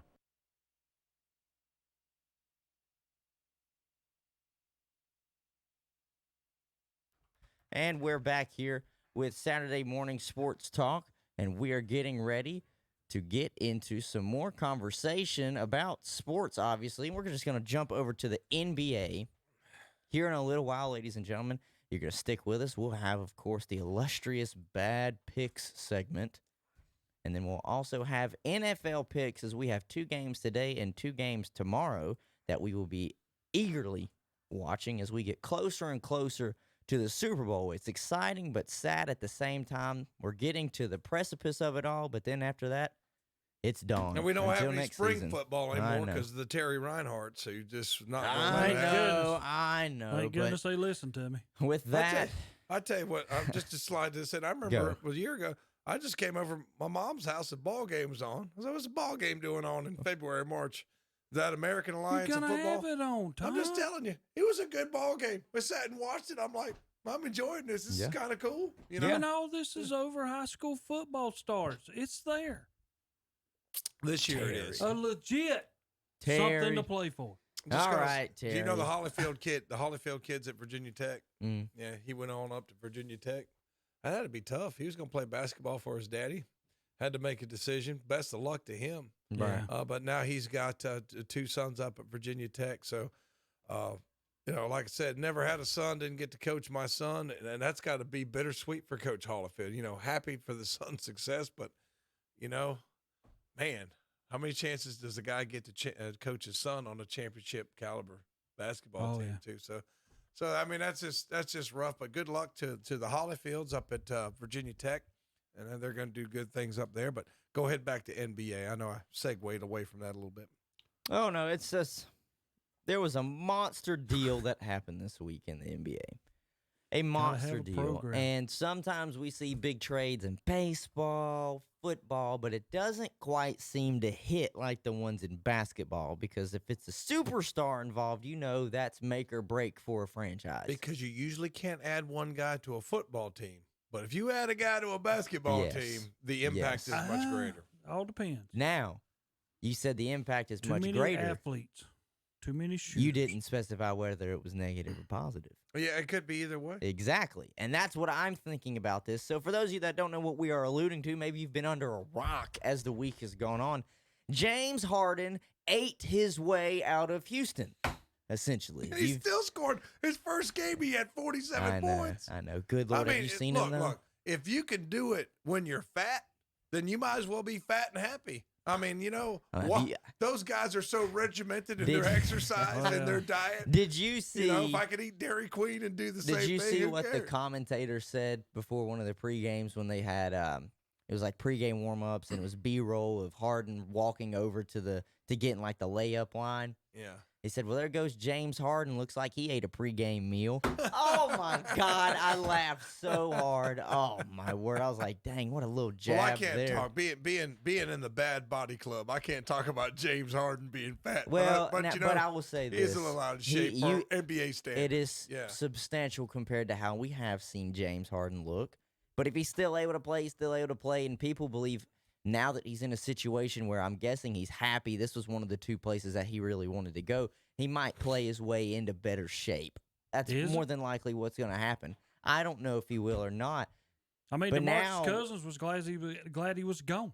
Well, I mean, there you are, and I don't think no Harden's going to step up to DeMarcus Cousins and say, you know what, you want to fight? No, you're not going to do that. Terry, that's not the DeMarcus point. Cousins would floor him in about 3 seconds. I seriously think but DeMarcus both Cousins parties was glad he was gone. I think both parties are glad they're gone. Irreconcilable Yeah, difference. and what did Houston do? They went out and won the first game without him. I think Houston's going to be a whole lot better without James Harden than people would think. Yeah, because he brought them down. Did you see it? Wait a minute, Hunter. Did you see his interview where Which one? he basically was saying this organization is talentless and these guys are a bunch of James bums? Harden, But then when he got traded, he was said, like, "I never said I'm that." no, he didn't say it. Didn't say it. He said, well, I'm sorry about that. It's usually not my character. I usually don't say things like that. I was trying to get my butt out of Houston is what he basically admitted to. And It's I like, got what I wanted. Yeah, it's like the kid in your class, Terry. I got kids in my class. I don't really feel like listening to your lesson on Congress today, Mr. Centofanti, so I'm just going to irritate you until you kick me out of your class. Listen, and that's what Harden, happened. when he said that, I knew it was full of crap. Because technically, if you look at that Houston Rockets lineup, it's got a lot of talent around it. John Wall back and looks like he's playing at least at a level that he can play with after somebody's taken 2 years off because of an Achilles he's been trying to come back from. DeMarcus Cousins coming back off of injury. So those are two key guys coming back off injury that are still basically trying to work their way back up into what they were at one point. Christian Woods has come out of the woodwork and is playing phenomenal for Houston, is with them now. So he had talent around him. I just think it came down to James Harden looked around and said, nobody is here that was here originally with me. And I want out. And, obviously he's got D'Antoni with him in the Nets, and D'Antoni's an assistant coach to Steve Nash. Kevin Durant, an old running mate of his. I don't really know how, and I really don't think the James Harden dynamic works with Kyrie. But at the end of the day, they're all there with one goal, because James said it. He said in this stage in his career, he wants to win a championship. And I understand that. And they all want to win a championship. But to Terry's point, when we were talking about this, in between breaks, in between segments at the break, there is only one ball. Yeah. And who's your Chris Bosh? Which one of them's going to be Chris who's Bosh? going to take the third place? And I've heard a lot of people on air saying, Kyrie was okay being Robin to Batman with Kevin Durant, but now he's Alfred. Because is he going to be the third guy to James Harden and Kevin Durant? Is James Harden going to be more ball dominant and try and be the Batman? I just don't know how this dynamic works. And Kyrie, I'm just telling you. Hunter. Hunter. I'm sorry, Tom. I don't mean to interrupt y'all. I know I have nothing to say about sports. Why are you using Batman? Use a superhero that has no meaning whatsoever. No. You don't quite understand. Yeah, I don't. Why you don't understand why. Batman obviously is famous for being Batman, but he's always had the sidekick in Robin. So Well, yeah, but also you got to remember too, Alfred at one point was also a sidekick. He was his butler technically. Now I will say this: you are looking too deep into it. JP, not everybody reads a stack of comic books every Saturday Oh, night. whoa! I don't read comics. JP, I really don't. I own a few, but I don't read them. I'm just saying. This is how you know you're on Sports Talk when we have a conflict about Batman. I'm just saying. What I was trying. You're looking too deep into it. I Just know I am. understand. I'm sorry. Being the expert I am in the superheroes, I look too deep if you do a superhero reference. Okay, well, that's my regardless. Go back to one. We're going. Okay. The leader is Batman. Usually the guys that follow are Robin. What I was going to say, what Kyrie does, and I know he's interested in social justice issues, and that's great. I mean, I know he is, but what'll happen is he'll get upset about something that he sees, and he's I ain't playing. And sometimes he'll go out. And sometimes violate the COVID protocols, right. and he's only getting fined $50,000. He's getting fined $50,000 That's and his game check. Well, his game check. Well, I think it's like $800,000. Yeah, $400,000 a game. He's missed the last 6, so he's going to get paid $2 million. If he's only going to get one ban from it, he's going to get paid $2 million for 5 games he didn't even play. I know. Come on, y'all. It's What insane. kind of world It's is insane this? how much money they make per game. Did you see the Stephen A. Smith rant this week about Kyrie Irving? No. Yeah, he told him to quit. He told him to retire. Sure did. He told him probably, to quit. it's not a bad idea. He told him to retire, and this is where I don't have a problem with it. And the reason why I don't have a problem with it is because we've seen this before with Michael. And I'm, of course, not comparing Kyrie to Michael. I'm just saying similar circumstances. Michael won the championship, but his mind wasn't on basketball. He had just lost his father that year, and things weren't really going how he would hope them to. So what did he do? He stepped away, and obviously went to baseball. And then when he finally thought it was time, he came back to basketball. Kyrie, if your mind isn't on basketball and it's every other place, why would you not retire? And because he's still young enough. Kyrie, if I'm not mistaken, is only a few years older than me. Kyrie's still young enough. If he wanted, 28, 27. If he wanted to come back after a year of retirement, where he can go out and do all the stuff fighting for social justice and whatnot, I think he can. Because Stephen A. made a very good point, and I don't listen to Stephen A. very often, and I don't really listen to First Take very often. But he made a good point when he said Kyrie almost thinks he can't walk and chew gum at the same time. Yeah. He can't do his job and still fight for social justice. That's what it seems like. And for you to go, none of us in here could go 2 to 3 weeks not doing our job and then just show up like nothing happened. You know what I'm saying? Like And he that. also- This is your job. You're Yeah. getting paid to play basketball. I hate to break it to some basketball players. It ain't that hard. Okay, I've seen some of your practices. It ain't that hard. It's not. I mean, it's not like football practice, okay, where I could be like, all right, maybe he just really is tired of getting the hell beat out of him every day. So for Kyrie in this whole situation, I think the Nets' best thing that what they should have done was include him in this trade package and somehow get him out. We don't have to worry about one ball amongst 3 players. Who's going to take him? Yeah, that's where you're coming in now. Yeah, who's going to take him? That is a problem. Who is going to take him? But I mean, but listen, the Knicks. somebody's gonna take him. I mean, you say who's gonna take him? You could send Somebody him to will Philadelphia. take him. I don't know, Hunter. You could send him over there. Not for what they're paying him. Couple of issues here before we go to break. Hunter, you just said that you can't just take a couple weeks off and just come back out of nowhere. That's exactly what you did. Like That's 3 called weeks ago. COVID. It's called COVID. That's exactly what Kevin. you did. Now, JP, There's a difference between being sick and following CDC guidelines and just leaving and not really telling people what you're doing. Now, JP, as we go to break here, Batman is not a superhero. I swear to God, I'm going to punch somebody in How the face. can if you y'all say keep that? talking about Batman, I'm really going to lose it. Now, Okay? come on, I'm Tom, gonna I lose it understand today. it. I I got understand. interrupted by JP. I'm trying to make a point about. I almost You said a still curse made word. the point, Batman. Tom. It's You time. still made the point. It's time for a break. When we come back, Dr. Evil and Mini-Me is going to play us some commercials. When we come back, it'll be time for bad picks, NFL picks, and more on KTCBroadcasting.com.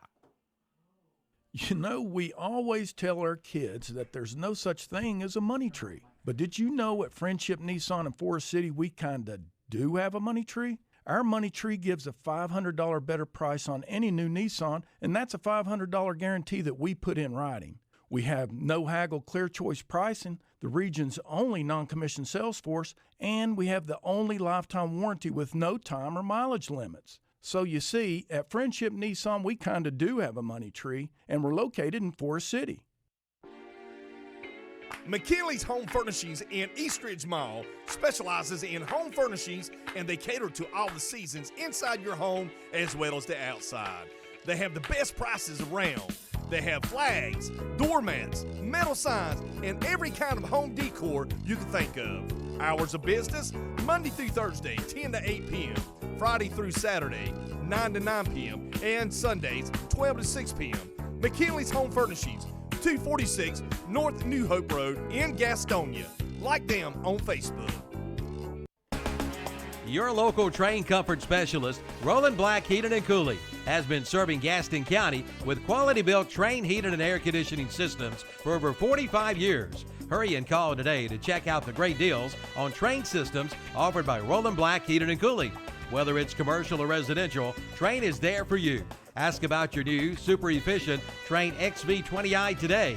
Call Roland Black for all the details, 704-865-1375, or go online at rolandblack.com and request an appointment.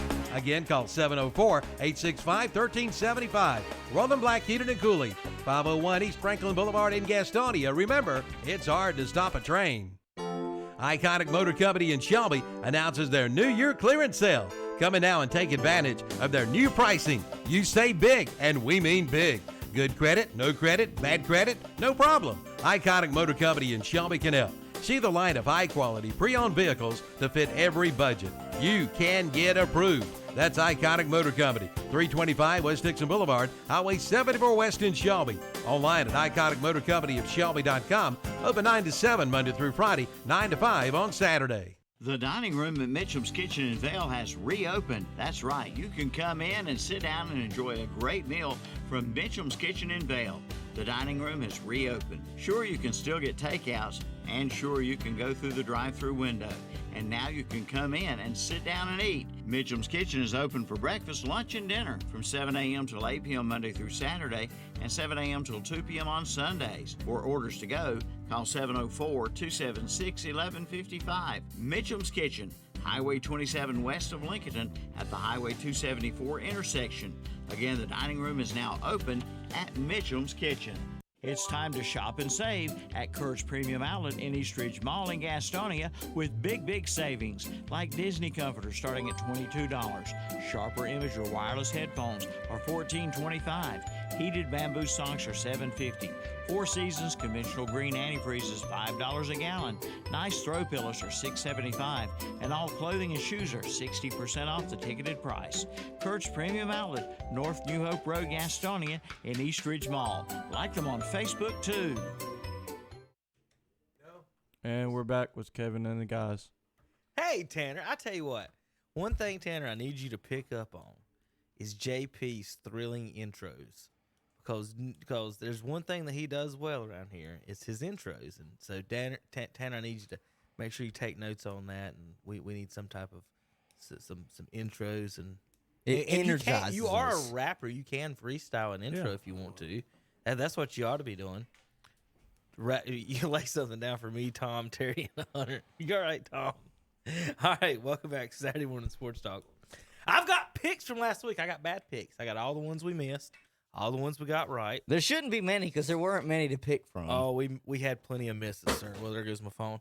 But you didn't need it anyway. We're gonna so for the folks listening on the radio, folks watching at home will get to see it, obviously. But for the folks listening on the radio, what we do every week is I pull up for the guys our bad picks from the week before. And so what we're going to do here is play those. Now, I've got the picks here, and here's the ones we missed. Mm-hmm. Well, where's my? I guess I need to hit all five. These newfangled computers. All right. I've got. Let's see. Tom. Here's the standings. JP, you listening in there? Because you had your picks too. In first place. Oh yeah. In first place at 4-3. Was Tom and Hunter tied. Attaway, Tom.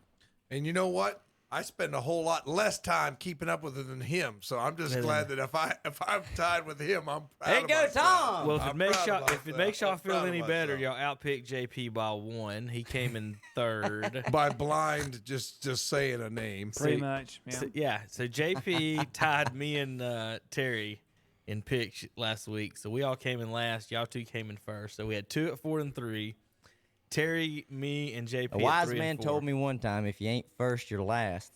So Tom's championship picks were Buffalo, Baltimore, New Orleans, and Cleveland was the factor. The Cleveland Browns pick. I didn't have the huevos, Tom, to do it, man. I just didn't do it. And you went with the Brownies, picked them for the first time, and they win big time. Congratulations. It's not 48, Cleveland, it's Believe 37. The land. The Something land. the land, as Now, some Tom, you people did call miss it. your Ohio State pick, so those two kind of flip And I flopped thought there. they'd give him a better game. I But really did. True fan. Hunter I got really did think I they were. understand. They Hunter were got gonna Bama, give him a game. Buffalo, the Ravens, and the Saints. He missed Seahawks, Redskins, and Steelers. In fact, during bad picks, folks, you're going to notice that we all missed the Seahawks.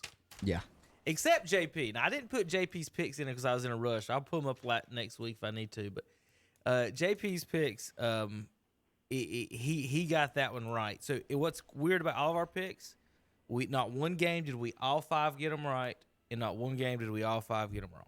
So there's no, we didn't, but all 4 experts at the table missed the Seahawks-Rams game. So good job, fellas. How do you beat the Seahawks in their building JP with a got it. backup quarterback and then another quarterback with a broken hand, and you still lose in your own building? And you have no, Yeah, you have no quarter. Y'all just got done saying how good Pete Carroll was a minute ago, didn't you?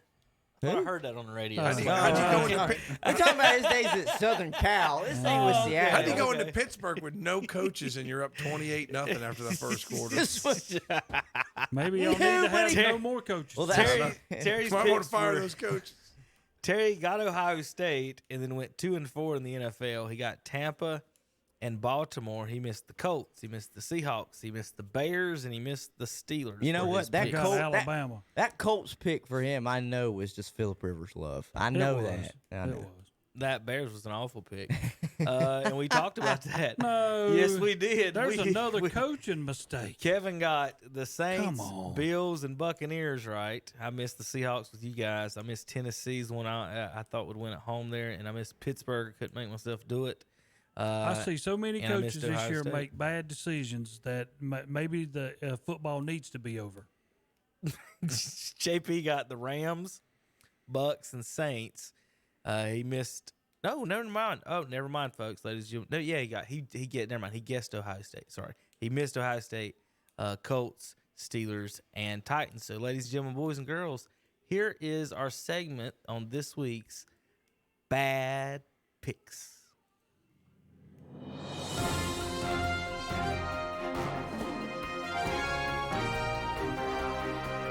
Bad picks. I'm going with a bold prediction. Ohio State 42, Alabama 35. Shock the world because none of you are giving them any respect, especially you who have given them. Basically, you've given Sermon a little bit of respect. I Other give than that, y'all nothing. credit, Tom. Mine's pretty easy. What you got? Alabama 42, Ohio State 21. This is not even gonna. This will be over quick. Kevin is going 54-51 overtime thriller. Who wins? Don't know. Look at that. How does he get How do you do Ohio that? State Buckeyes for the win. I'm going to buy my own radio station so I can make my own rules. There you go. I was trying to figure it out. Alabama wins 52-24 over Ohio State. Bad picks. I got the Seahawks. They're tough at home. Said I'm going to go Seattle holds at home. Yeah, I'm going to take the Seahawks win this game. I got also the Seahawks, but I don't think they cover spread. I think it's like a 1 point game. 21-20. Rams win 30-20 over the Seahawks. Bad picks. I got a feeling that the Colts is going to come out of here with a victory. The 6.5 points, they will cover that. They'll win the game. So that's all I got to say. Bills win 27-24 over the Colts. Bad picks. You know, every time I've picked against Tom Brady, he has shown me up, hadn't me? I've been on bad picks. That's it. Might as well. Go ahead and make another. So let's go ahead and pick against Tom Brady one more time. I could see this game, seriously, because the defense is so good for Washington and that we can't score. 17-10, 17-13 in a win. The Buccaneers win 31-23 over Washington. Bad picks. I'm going to give Lamar Jackson his first playoff win. Not so fast, my friend.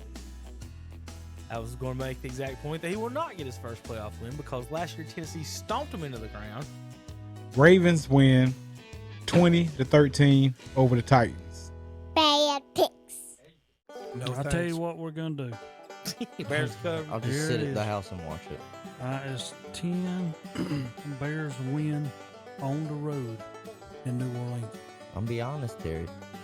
Did you just say the Bears are going to beat New Orleans? Be nice if you're right. I'm gonna pull this up right here.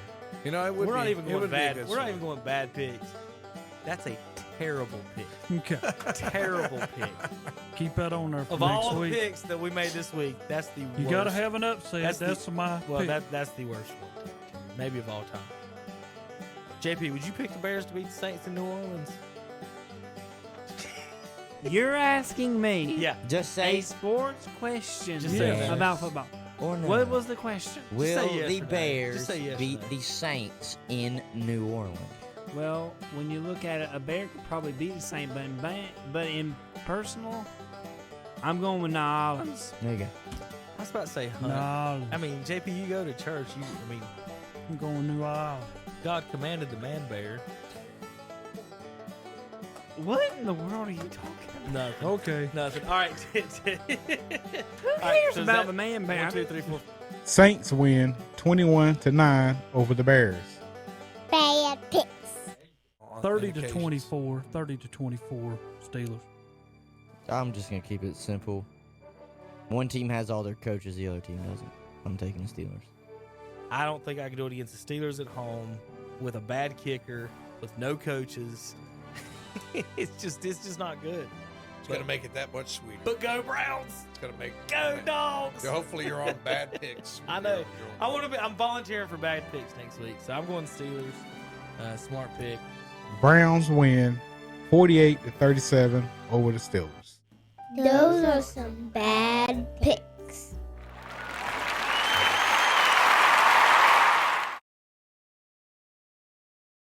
Some bad picks. Two people had winning records. Two people had winning records. Shock the nation. Shock them, yeah. You guys made your mothers proud, I'm sure. It's going to get a little tougher this week. All right, boys, let's make some more picks. NFL right. time. Now, we've got less games this week, Tom. You Yes, got it any is. games? We got 4 games. Is But that as you all? get into the divisional Yes. round, it gets a little Now, tougher. give you guys a little history about the divisional round. A little bit like last week's. 3 out of 4 teams. Home teams usually win. There's always a blowout. And the number 1 seeds win like 75% of the time. So there's another little nugget there while you're thinking about this. As we pull them up, I want to do them in order and make sure I get that. I think right. the Rams Green Bay game is the early one today. 4:35. We got Rams. Man, it's football all night tonight. And isn't it, Terry? Packers. Yes.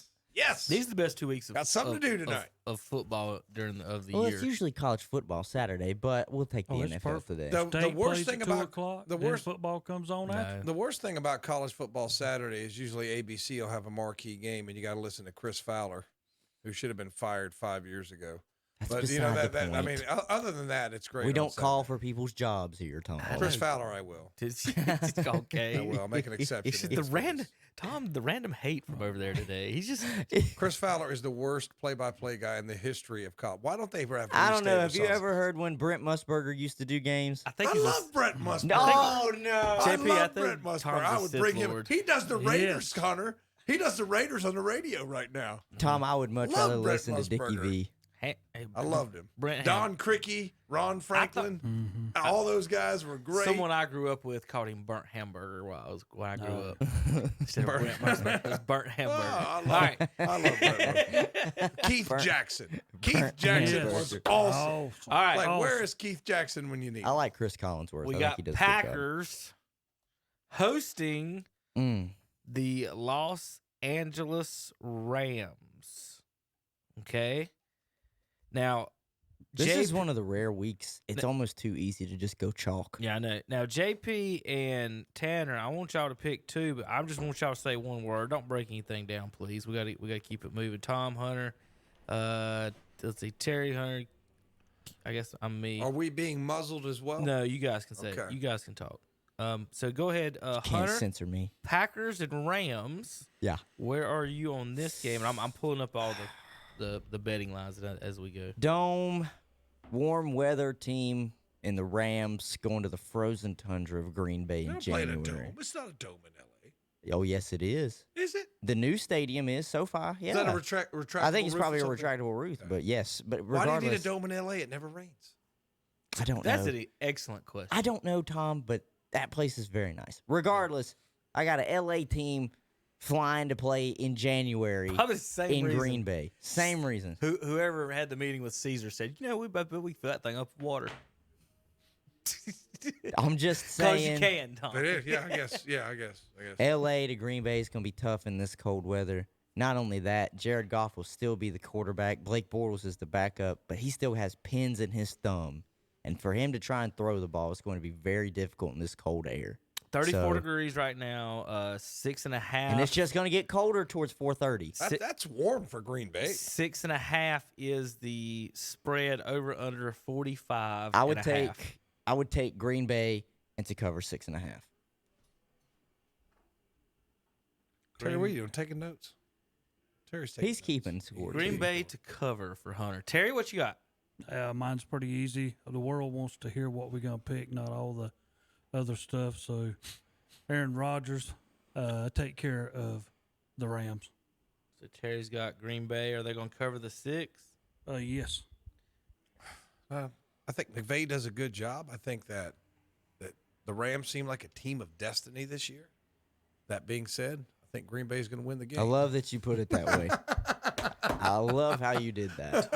Also, I don't know the status. Are they covering, of Aaron Tom? Donald. 6.5. Yeah, I think it's kind of like the Rams are at the craps table, and they're about to crap out. I mean, they've had a good run, but Aaron Rodgers is playing phenomenally this year, and He's like on him. pace, I if just not like him at already, home. for first player to throw 40 touchdowns and less than 5 picks in a season. I like him. I like him at home, and they just for lack of better words pissed him off by drafting Jordan Love. So he went out there and had a career. So even in his Wouldn't he like to have a in his tackle 30s. or extra guard in this game to block Aaron I Donald? tell you as what. opposed to the backup quarterback sitting over drinking Gatorade, making $5 million. I tell you, Sounds like a good gig, though. Oh, he's got a great gig. Yeah, he got a great gig. Yeah, but I like Aaron Rodgers in this game, and I think Green Bay will cover the spread. All right, because I don't care that much about if I miss one here. Anytime I see you three dodos pick the same team, and usually it goes the other and the three of you picked all to cover, I at least know the Rams are going to cover. Now, do I go Rams victory? I don't like Goff. I don't like anything about these LA Rams. There's nothing I like about. I don't like the uniforms. I don't like LA. I don't like Green Bay at all. I ain't never liked them, so I can't go by like. I don't know. So anyway, I'm going to go the Rams, and y'all dodos went that. No, Kevin, bad pick. That's fine.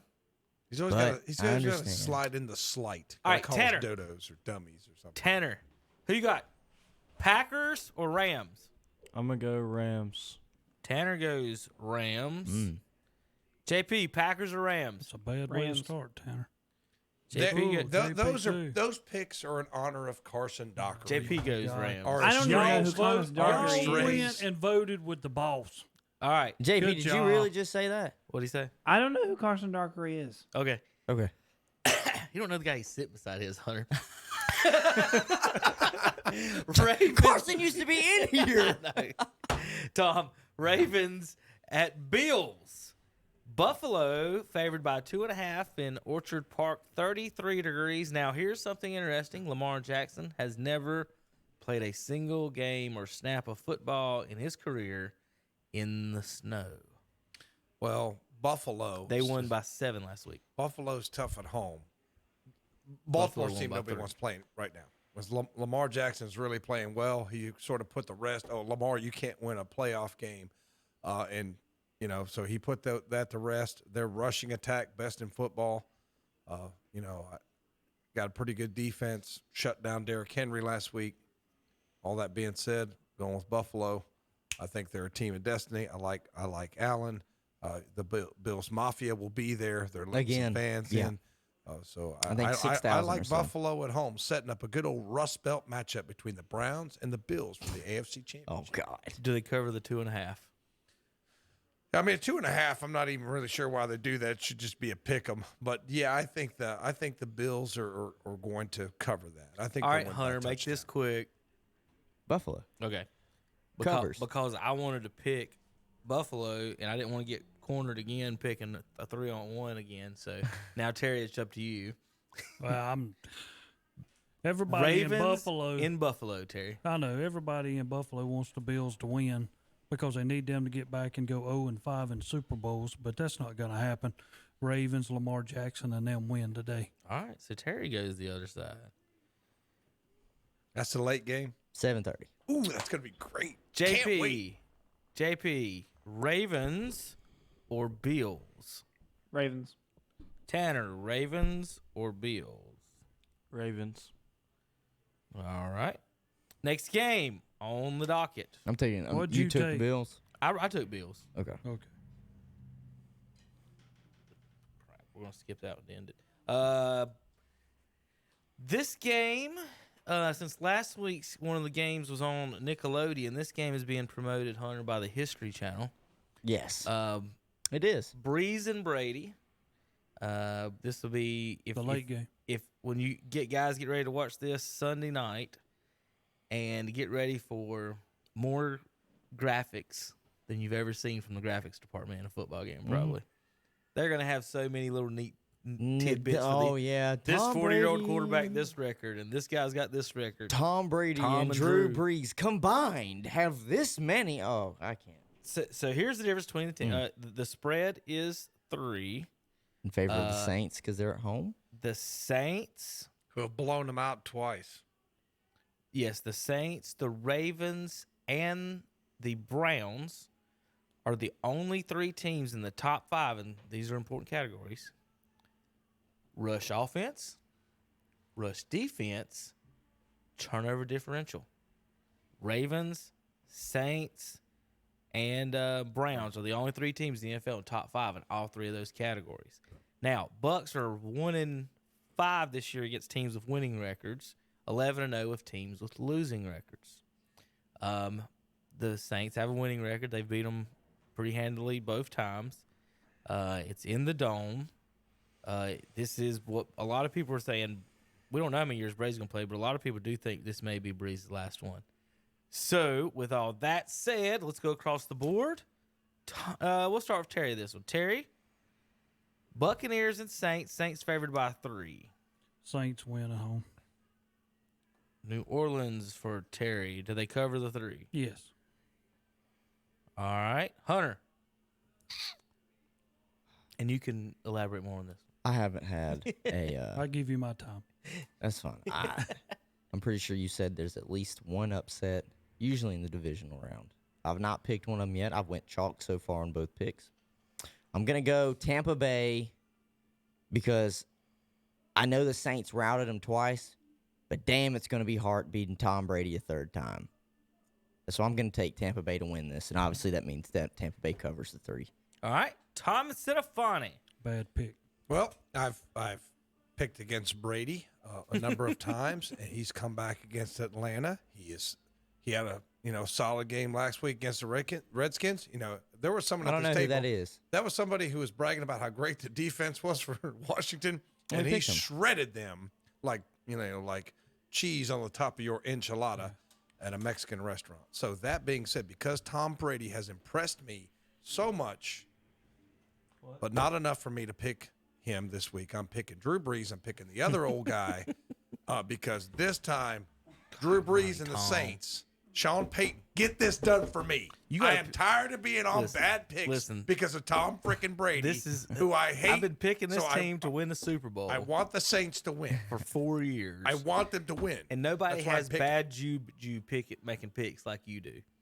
And I am just devastated that you picked against Tom again. I was hoping you went with him this week because I got to go Saints too.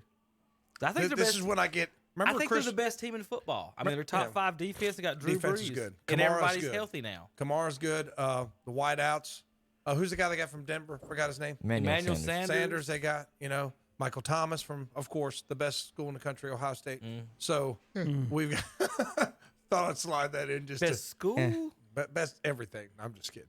Well, what was you talking about? Academic standards in the football team? Yeah, we'll break it down. Okay, but I just like the Saints. Tom, will you quit talking because you're gonna make us lose. My goodness.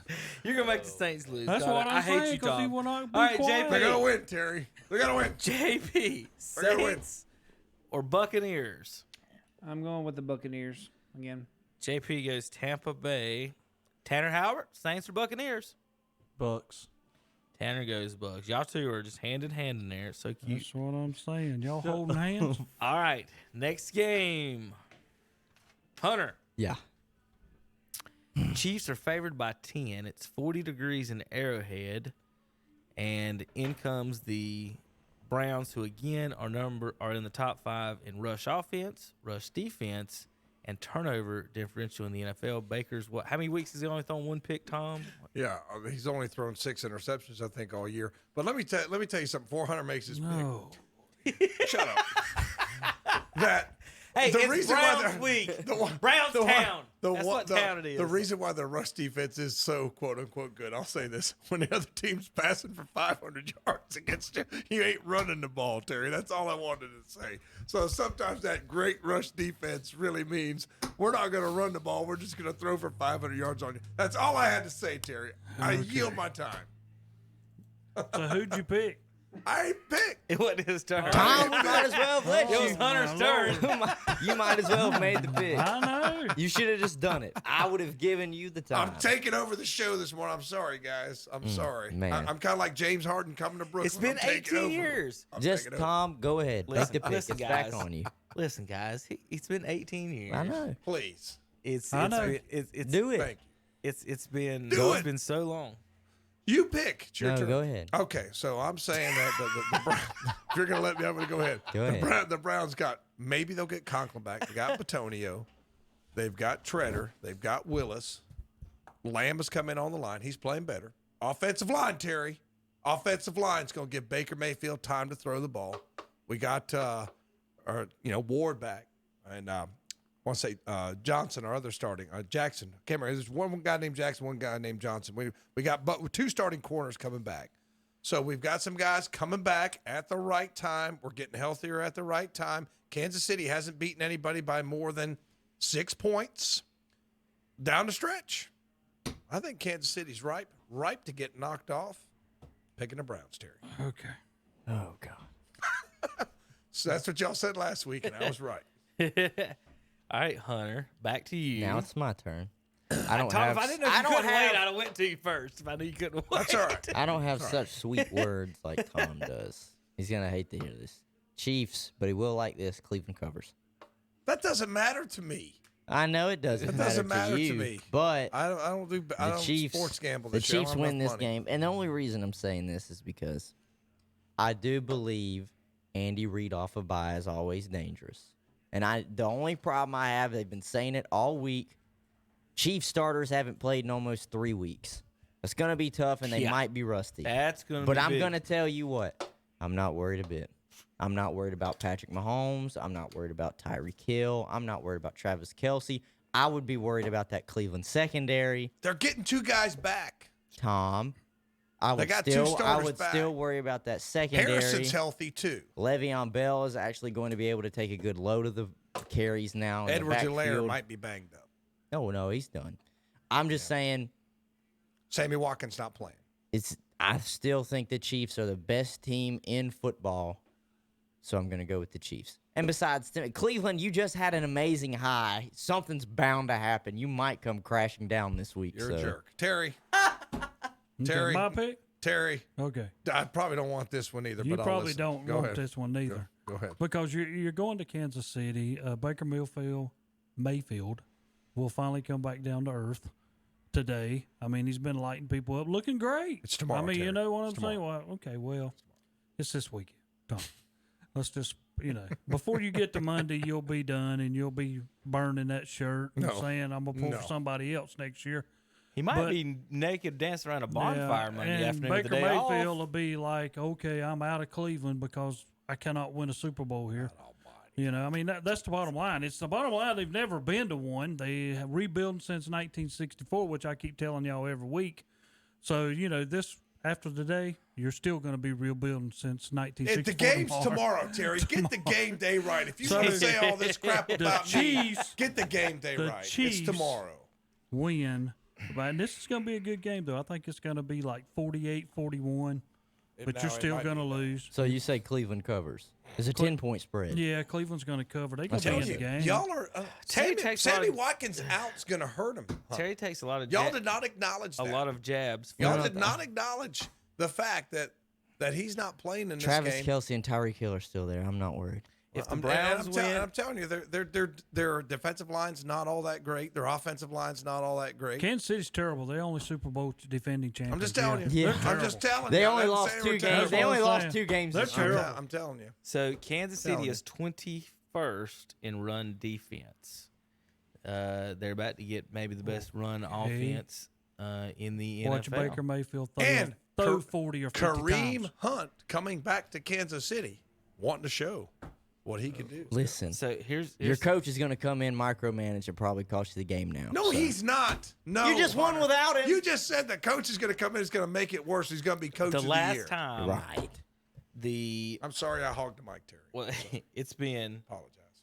1, 2, 3, 4 weeks. It's been a month since the Chiefs have played a good football team. And that was the Saints. They won by 3.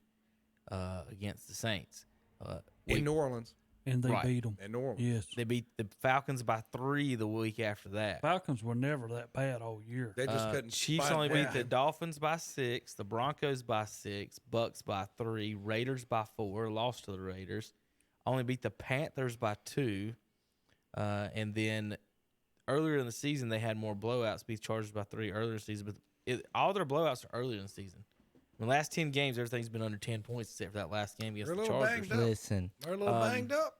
I'm telling you. The Golden State Warriors went 73-9 one season, and they lost the championship. And the next year, they didn't quite take the regular season as serious, went on to win the championship. I think, no lie, I seriously think Kansas City was just toying around, and Andy Reid was trying new things this year, and that's why a lot of their games were close. We can't forget they only lost 2 games.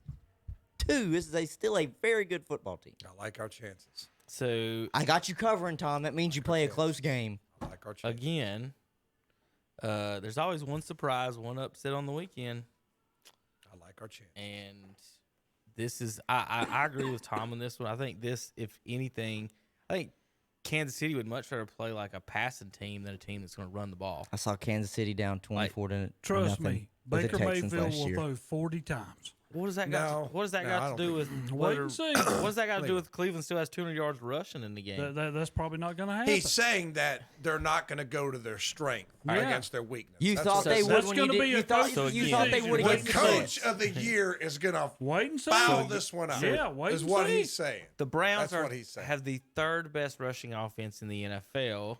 They have the 4th best rushing defense. The Chiefs have the 21st rushing defense and the 17th best rushing offense. So the ground game heavily favors Cleveland in this. Again, Tom, it's going to be, I think, for the biggest part for the Browns is communication in the DBs. They ain't been playing. They're back. You got new people. It's always been about the defense of this team. They ranked, 21st in the year, I think, in defense. They just gave up 500 yards to Big Ben. So it's not like it's going to be probably a high-scoring game. It's going to be the turnover thing. And the Browns have won that all year. Of course, I'm going to pick them for Cleveland to upset this and make the big win this week. I didn't think – I told you last week I'd picked them against anybody if they had damn coaches. I just didn't think, at some point something would happen. But when I told Hunter, we found out that wide receivers are way more valuable than coaches are because when they didn't have wide receivers, they got beat by the Jets. When they don't have coaches, they beat the Steelers on the road in the playoffs. If you ain't got players. It's about the Jimmys and the Joes, not the X's and the O's, Terry. What about JP and Tanner? Browns or Chiefs? Browns. JP, Browns or Chiefs? Chiefs. Split across the board. All right, everybody, I want to thank everybody for watching and listening to today's show, watching on Facebook, of course, and listening on KTCBroadcasting.com's WCSL 1590 AM, 92.3 AM. Tom, it's been 18 years. How'd your week go? Besides Ohio State, kind of made a little bittersweet, but it was kind of like being at the bar till 2, you feel good, and then the next morning you you're got a not feeling hangover. so that's kind of what it was. But would North Ohio would have burned if Ohio State on Tuesday? If Ohio State would have won, they might have, but we're a little smarter in Ohio. We don't burn down our own town like some other places. But I want to get one more time. Friendship, Chrysler, Jeep, Dodge, Ram for sponsoring our show this morning. They're at 190 Oak Street Extension in Forest City. 828-919-3001. Friendship Nissan, 156 Oak Street Extension in Forest City. 828-245-1661. Thank you for making this program possible. Terry, pull that wallet out. What about? Pull that thing back out. Pull it out. He's got every nickel. He's got back problems is what he's got. Yeah, if he was sitting on it, yes. God, good Terry. Lord. Yeah. He just put a brick at it from under his pants. He got money. He got money. Everybody knows We'll see. Me and Hunter will be live Monday and Wednesday for Shock Jocks next Saturday on Saturday Sports Talk, KDCBroadcasting.com.